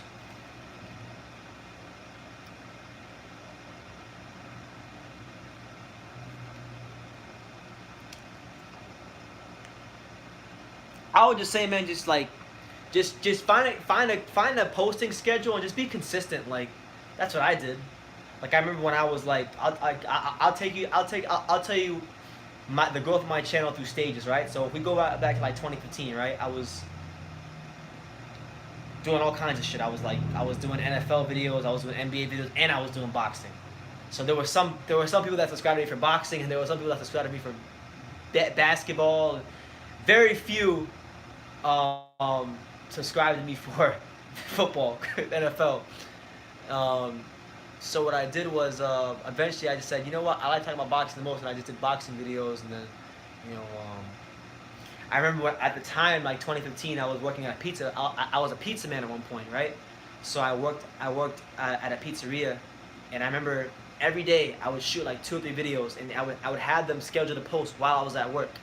So and I would do that every day, and you know, it worked for me. There's like a like hold on. There's a video, like if you type in like just go on YouTube and type in YouTube subscriber link. There's a way to make like a YouTube subscriber link, and you send it to people. And what it does is, when people click on the link, it puts a big ass subscribe button in the middle of the freaking computer, and people can just subscribe right there. That's what I did. And I sent it to every one of my Facebook friends, like hundreds. I'm talking about like hundreds. I didn't even care if they didn't even like boxing. If I hadn't talked to them like 4 or 5 years. And I remember I got like 90, a couple hundred subscribers, you know, just that way.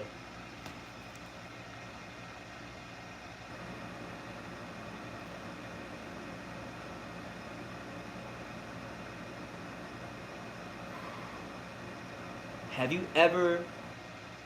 Miller can fight Lesnar at pay-per-view this fall. Yeah, why not? Why not, man? That'd be funny. Bo was super gifted but lacked discipline for longevity. His story was that he never got fully developed due to diet. Yeah, Riddick Bowe, right now, I love Bo. He's the greatest, one of the greatest people you ever meet. Got a big heart, but he's not a very disciplined person. Like I'll tell you guys a story. Just last week, me and him were working out at the Heavyweight Factory, and he was on the treadmill, and this guy was literally drinking a Coca-Cola while he was on the treadmill. And he said that he needed to drink the Coca-Cola to get to get his blood sugar up so he could work out. So he loves food, he loves Coke, you know, he is who he is. But yeah, if he would have been more disciplined, there's no telling how far he could have went in boxing. He might have went down as the best heavyweight ever.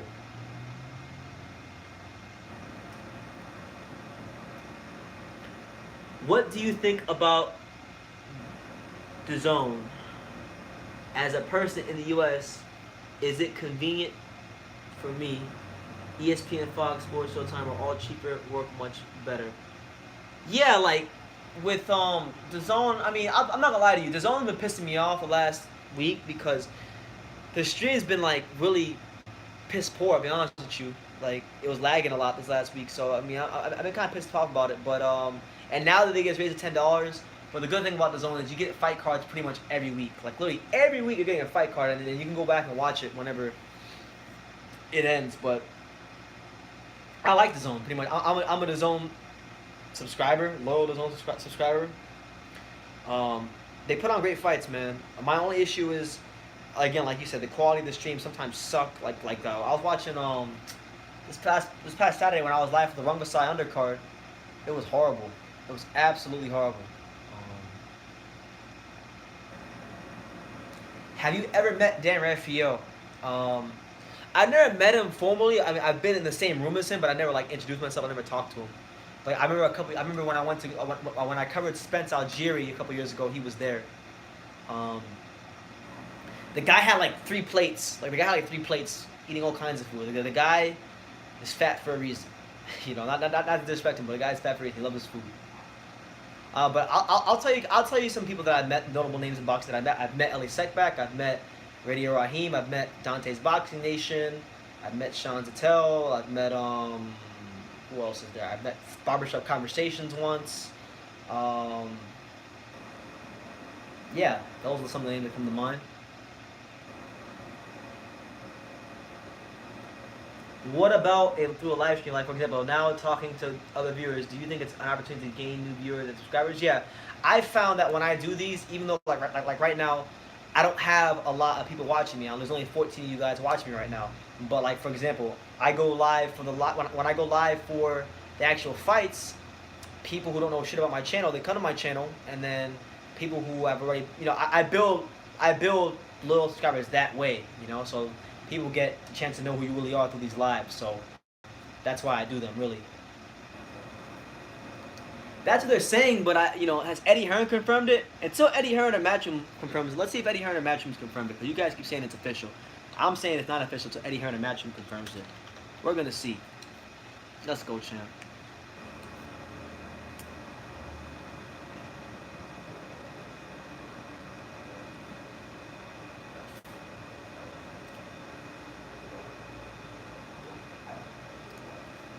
Let's see.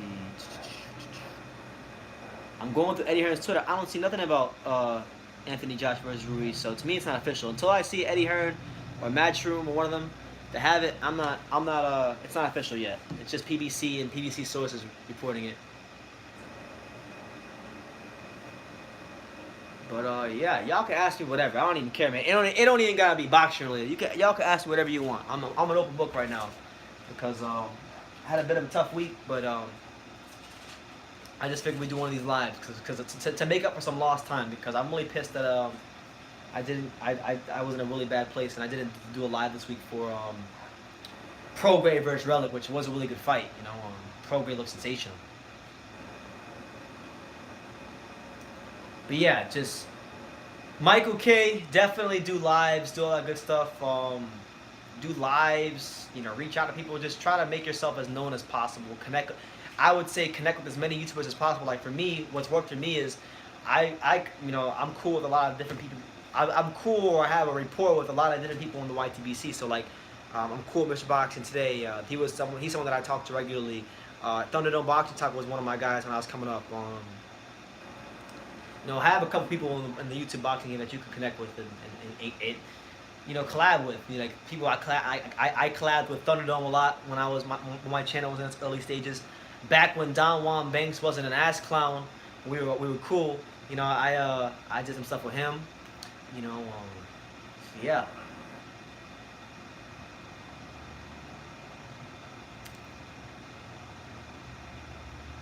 She, what's up? Welcome back, champ. Welcome back.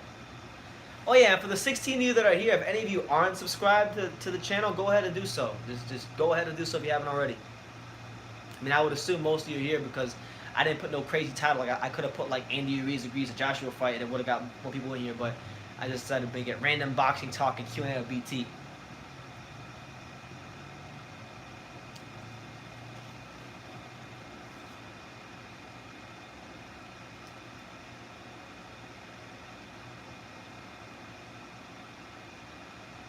I'm actually working on for those of you who are here. I have had a chance to work on it. I haven't written a chapter in it in about a good month or so, but I am working on a book on boxing. I don't know when I'm gonna release it, but I'm working on a book just chronicling some interesting stuff in boxing, and I got so many like great stories to tell, and I'm sure as the years go by there'll be more. Yeah, Herbie Hyde was a really good fight. I would have loved to have seen Herbie Hyde versus Holyfield. I think that would have been a good fight. I remember one time Bo asked Holyfield about that fight, and Holyfield said he would have beat the brakes off of Herbie Hyde. And Holyfield's a pretty humble guy. He don't really say that about a lot of fighters, but he was really confident about Herbie Hyde for some strange reason.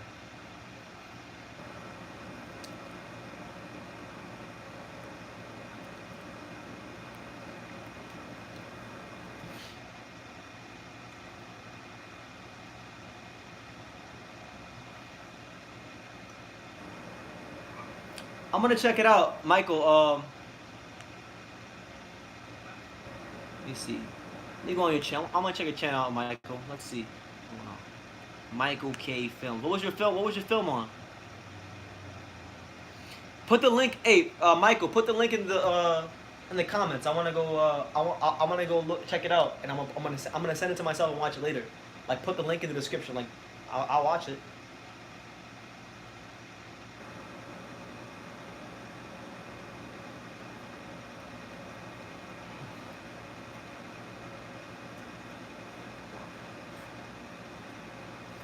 Let's see. Let's see if there's any reliable sources on Andy Ruiz versus Joshua, because y'all keep saying it's official. So I checked Eddie Hearn's Twitter. I don't see anything there. I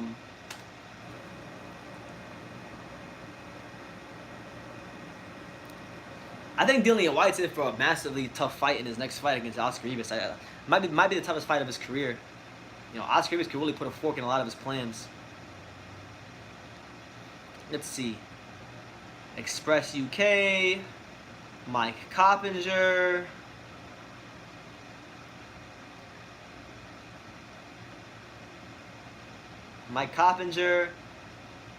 Michael Coppinger, Fox Sports. See, these are not reliable sources because these are all like, I don't deem them as reliable sources because it has nothing to do with Eddie Hearn. It has nothing to do with Matchroom Boxing. It's all from the PBC side of things. So I'm gonna wait and hold off before we start calling it official.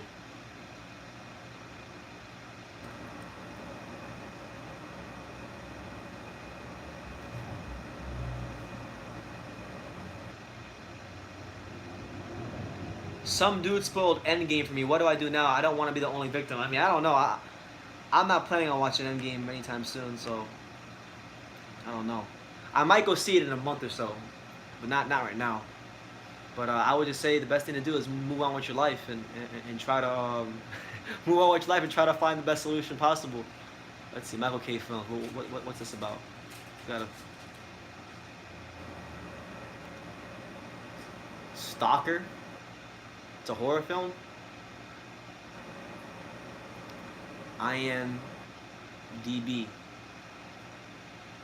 I want to check it out, Michael K. Are you subscribed to me? Apparently you subscribed to me.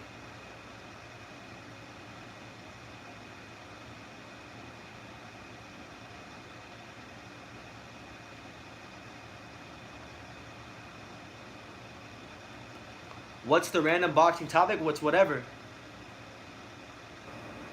I'm gonna watch it. I'm gonna watch it probably whenever I'm done. When I'm not on this live anymore because I'm live, so people are gonna want to talk about boxing with me. But I'm gonna watch it. I have it fired up on another tab. We're just talking about all kinds of stuff. Red Glove. We're talking about earlier. We were talking about Prograis versus Relic. You know, and how good he's looking. You know, I think Taylor's gonna beat him in the final. We're talking about the potential of a Donaire versus Inoue final in the other bracket of the Boxing Super Series. We talked about Barry Hearn's racist comments today. We heard what else we talked? What else we talked about? We talked about Joshua. We talked about Bo Lewis. All kinds of stuff. It's just a chill Q&A. So whatever you want to ask, Red Glove. It don't even gotta be boxing related. I don't mind talking about anything. I didn't hear what he said, but apparently he said something about being a slave master or something like that, and people are making a big deal about it. Like I saw Tyson Fury made a video responding to him. I haven't watched press conference myself yet, so I'm just. That's something, Michael K. I'm glad that you gained some subs. Hopefully I gained some subs from this. The drive for 19 and 20,000 continues. I don't know about Crawford at 154. Might be pushing the envelope, but who knows, man. I think eventually a big fight will open up for him because either I think Josh Kelly or John Ennis will come up with welterweight rankings and they'll want to fight him.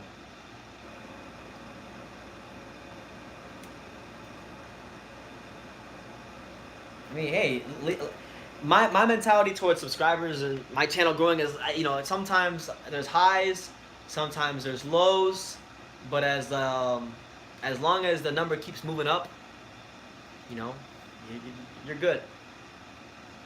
Just don't do whatever you do. Don't compare it to the other channel because I've done that a lot of times and it can get depressing. So don't do it. Don't do it. Just focus on yourself. Focus on your channel and grow on your channel. And you'll be good. He's the idiot for saying that Eddie needs to respectfully tell his dad to shut the F up. Yeah, I mean, I don't know. He's over here making racist remarks. You know, it's not the first time I've heard him make borderline racist remarks around Dillian White. So.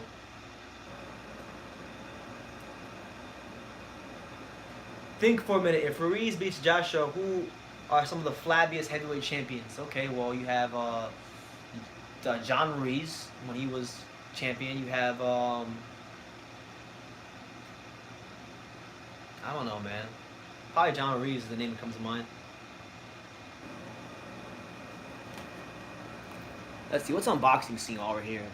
I haven't gone on boxing scene.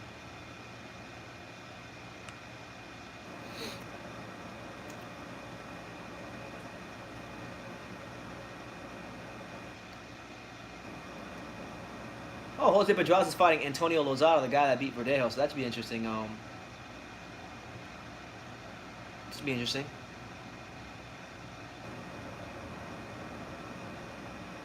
Let's see, Efe Jagba, a year away from being a contender, according to his trainer, Ronnie Shields. Victor Poso is trying to get a Jose Ramirez title shot. That should be interesting. And that's pretty much it, right? At the moment, so yeah.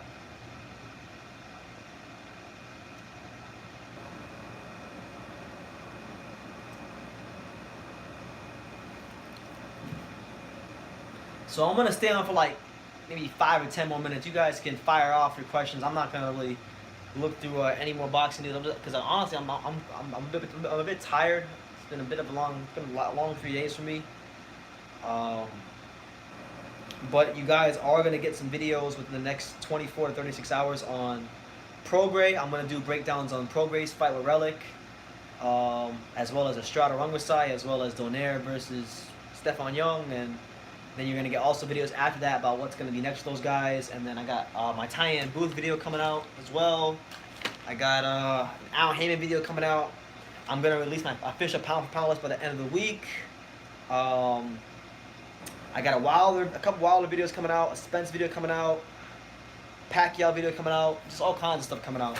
And some prospect review videos coming out tomorrow as well. I got 3 prospect review videos coming out tomorrow. So be on the lookout for that. I don't see Ruiz beating AJ. Now, Ruiz is not going to be AJ. AJ's styles are wrong. Yeah, I'll follow you on Insta. Let me get on Instagram on my computer, cause I'm on my iPhone. Michael K Films. Let's see.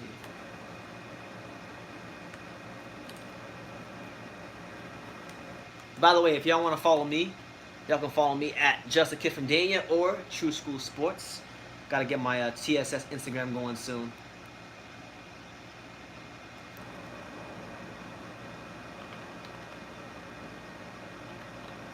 I'm pretty hyped too because recently just purchased got the new Everton kit, so I'm waiting for my Everton kit to come in the mail, the new one, so you guys can start watching my videos. Michael K Films, Spanish Irish photographer director. Yo, Michael, are you even a boxing fan? Like, I'm wondering like how you found my channel. Boom, there you go, Michael. There you go, champ.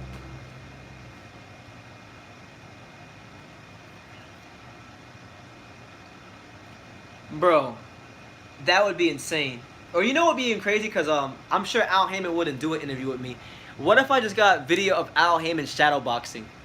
I'm gonna ask Al. I'm gonna say, like, yo, Al, you don't gotta talk or nothing. Can you just give me 15 seconds of you throwing some punches? That would be epic. Al Heyman shadowboxing.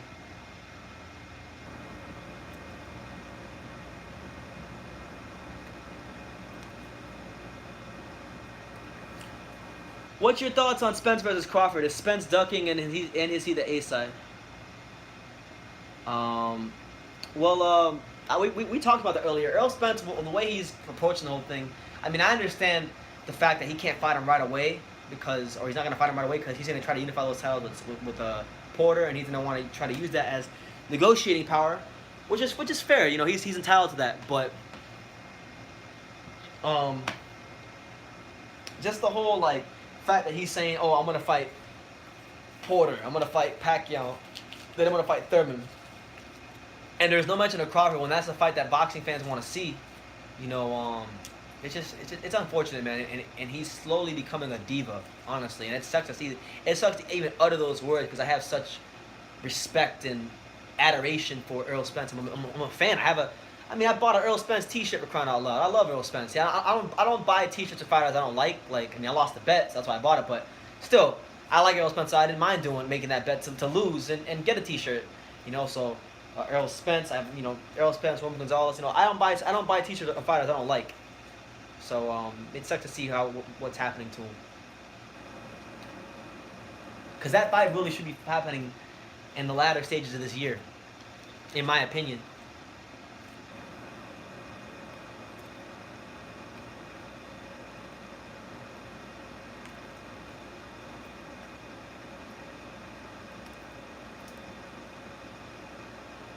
All right, Michael. Shout out to you.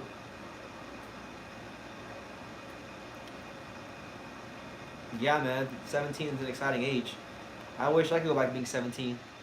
Life was so simple. Life was so simple when I was 17. No bills, no bills, no pressure. You could just be a kid, you know. No bills, no pressure, no loving women, or a woman, I should say, a specific woman. You know, life was easy back then. And now it's like, it's just different. Yeah, Herbie Hyatt was a really fast fighter, could punch really, really well. Good fighter, man. An underrated win for both. Yeah, Michael K. Just enjoy being a teenager, man. Enjoy it, man. Because before you know it, you're going to be 24 or 25. I miss being... I wish, it's funny because you hear old people say this, but I wish I knew, like, what I know now at 17.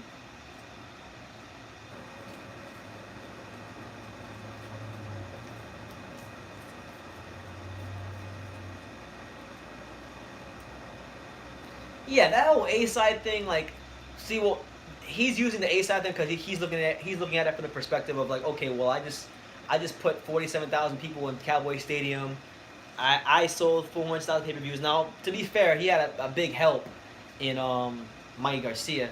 You know, if we really wanted to get a barometer on how big of a draw Errol Spence is, you know, this fight pay-per-view against Porter would be a good barometer of that, because Porter is not, for as good of a fighter as Porter is, he's not a draw.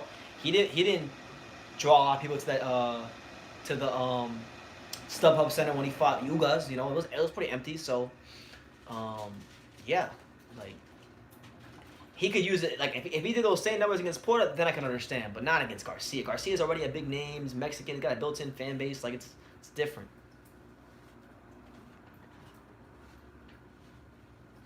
Yeah, Oscar Rivas is gonna be tough, man. He's coming off that big win against Bryant B.Y. Jennings.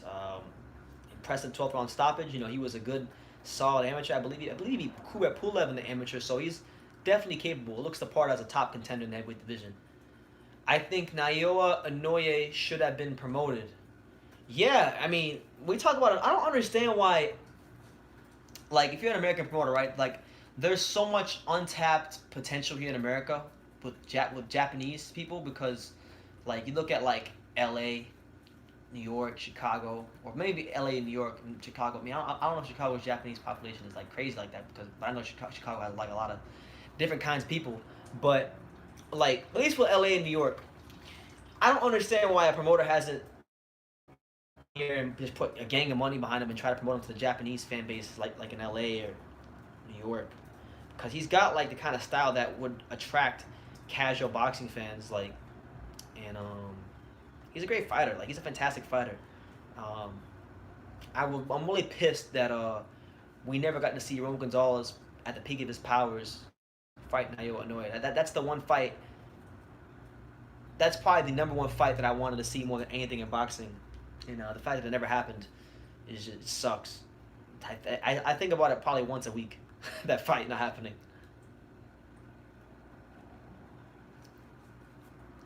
Wyatt beats Rivas. Yeah, he should beat Oscar Rivas, but I don't think it's gonna be easy for him. You know, I wouldn't be surprised if he got hurt in that fight.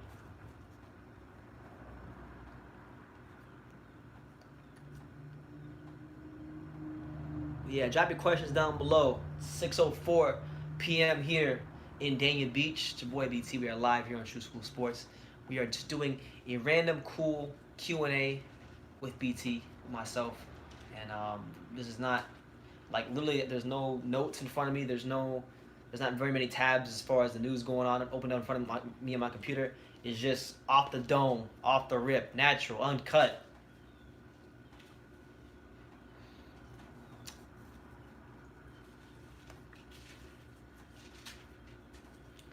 I mean, yeah, AJ and Canelo are the only guys making real money, like crazy money in boxing right now. Everybody else is just posturing. And Pacquiao too. Pacquiao still draws a good crowd as well, because Pacquiao's, he's freaking Pacquiao, Like I think Pacquiao versus Thurman is gonna do good numbers when that fight gets made, and they do pay-per-view. Is Bo joking about fighting? He's not joking. If I'm not gonna lie to you, like if they would allow Bo to fight Joshua or own guys for $10 million, I believe he would actually do it. But thankfully we have sanctioning bodies, and thankfully they won't do that. But Bo is a fighter at heart. He would literally fight those guys. I don't think it'd go well for him, but I'm saying he would. If he could, he would. If the money was right. What's the next fight you are excited about? That's a great question, man. Honestly, I would say, ironically enough, I'm very excited for the Wilder fight with Brazil, because I think Brazil will be a live dog in that fight. Obviously, I fear Wilder to just massacre him at some point in the fight, but Brazil has that one punch. There's a lot of bad blood in that fight, and whether you love or hate Wilder, you think he's cherry picking or not. If you think he's witness protection or not, whether you think he's part of the Al Haymon protection plan or not, the guy does bring excitement into the ring. When Deontay Wilder steps in the ring, you're going to get some excitement. So I'm excited for his fight. I'm excited for Joshua's American debut, no matter who it's against. I'm excited for Fury's fight against Tom Shores. I know that's kind of hard to say, but I like Tom Shores versus Fight Fury. I'm happy to see Fury in the ring, really. I'm excited about Josh Taylor versus, from a pure boxing standpoint, like as far as like just matchup wise, Baranchyk versus Taylor is about the fight is about as good as it gets out there for me. Barichek versus Taylor, because you got Josh Taylor, long, skillful, rangy boxer, puncher, both hands, moves really well, been battle tested, fought some good fighters on the way up, fighting a guy who's younger, who's probably at the same level as him, a dark horse in the division in Barichek. I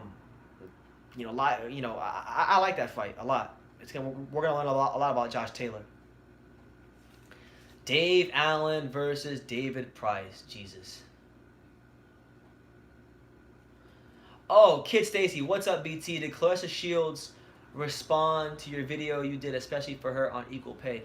I actually direct messaged it to her. I sent her the actual link to the video, and I didn't say much. I just said, here are my thoughts on Equal Pay on women's boxing. And she saw it.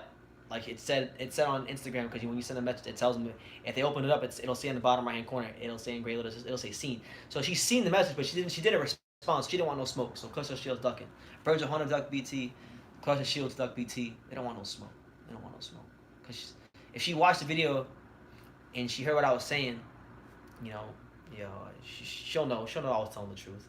Because most of these women's fighters can't even sell out high school auditorium, but they want to get equal pay. So Claressa Shields probably couldn't even sell out my little ass studio apartment that I'm sitting in right now.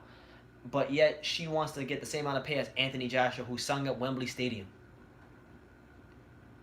And I appreciate that. I'm glad you enjoyed the video, Kid Stacy. I got some more heat coming out within the next couple days. Gotta stay on the grind, man.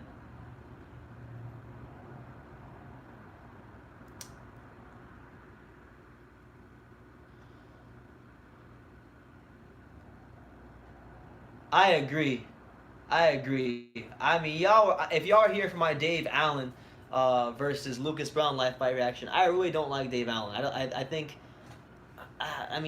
he seemed like, I've recently just followed him on Instagram, so I'm just doing more research and homework on the guy. So he seemed like a nice guy. Like, I'm sure if I met him and I interviewed him, he'd be a hell of a guy to talk to. So I'm not saying he's not a nice guy, but in terms of being taken seriously as a top contender in the professional ranks of heavyweight boxing, it's hard for me to do that, because literally all the reasons why Eddie Hearn even talks about why he's even getting opportunities is because he's a great guy. He plays darts, people. So it is what it is. David Price is a good level for him. I'll say this though, Dave Allen has showed some ambition. Like I saw on his story, he said that he wants to fight Luis Ortiz.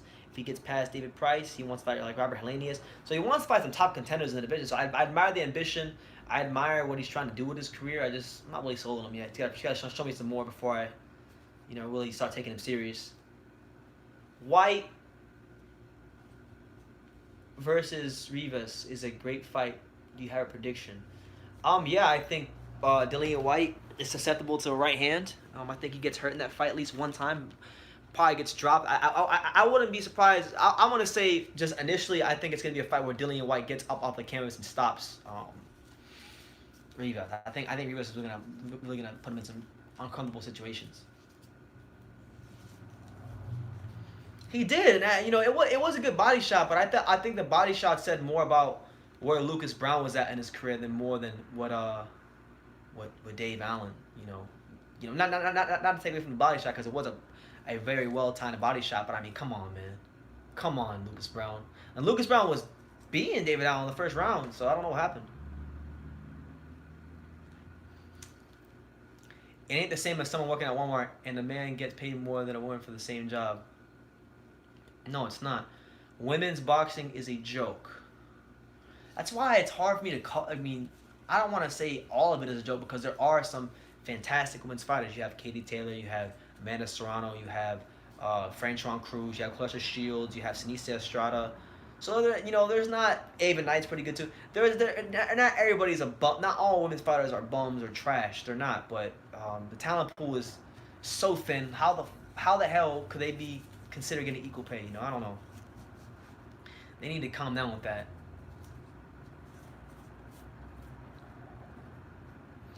Yeah, if you're three rounds, maybe we could take them a bit seriously when they talk about equal pay.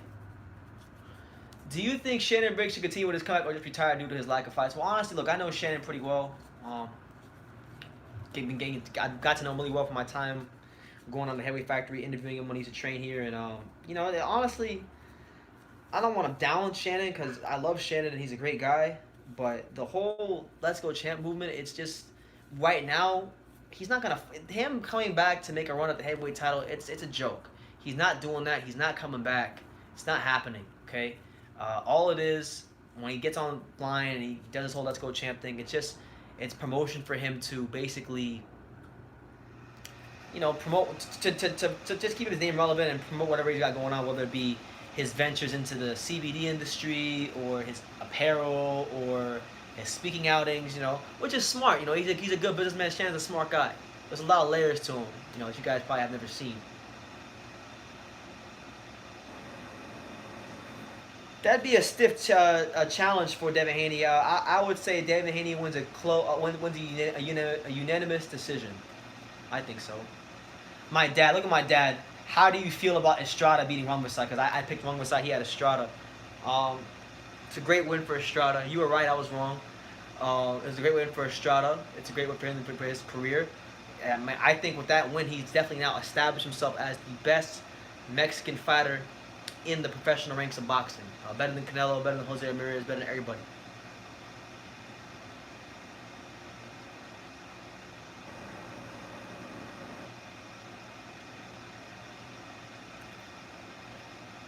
All right, any more questions? Let me know in the comments. Any more questions? Yeah, Shannon Brady's not coming back. Yes, you're correct, Kid Stacy. I think PBC started off as a great thing, with the free fights on TV. You can't hate on free boxing, but with ever since they blew through the lion's share of that. Ever since they blew through the lion's share of that Waddell and Reed money, like they ain't PBC has been putting on, some shambolic fights. Not even just that, Al Heyman is responsible for the Cold War in boxing. He is the main cause of it. You are right about that, and not to say that Bob Arum and maybe other promoters don't have a part to play, because I believe they do as well with their egos. But he is the main cause. I would agree with you on that. Do you think Prograis will dominate 140? No, Dad. We've gone over this, Pops. He's not dominating other because he's going to have to fight Josh Taylor in the final. He ain't beating Josh Taylor. Let's have it right. I think a lot of that depends for Usyk. I think a lot of that depends on how things play out. So if Joshua can't get a Wilder fight, which he's not going to because he's in the Al Heyman protection plan, then he's going to definitely try to go the Fury route. But I don't think Fury's going to jump in there with him because Fury's got on ESPN. I think they're going to want to try to build him up here more in the States. So I would say that I wouldn't be surprised. Personally, I like to see him fight Takam, Povetkin, then go to Joshua. But I wouldn't be surprised if he gets that fight next. Well, guys, look, it's been a blast. My bad for not going live this weekend, but I'm going to have some more videos coming out within the next 24 to 36 hours about this past weekend's fights, the upcoming fights for Jacobs versus Canelo. I plan on going live a couple more times this week. And, yeah, so you guys just stay tuned. I did have a chance to watch Daniel Dubois' fight. I got to watch that as well and do a video on it. And, yeah. Like, you guys just stay tuned. I'm going to go back and watch all those fights I didn't have a chance to watch, do some videos on them, and catch up with what I haven't made videos about. So you guys be on the lookout for that. Take the time to subscribe and just keep, watching True School Sports. And like I say in every single one of these videos, you can love me or you can hate me, but I'm just a kid from being here. So until next time,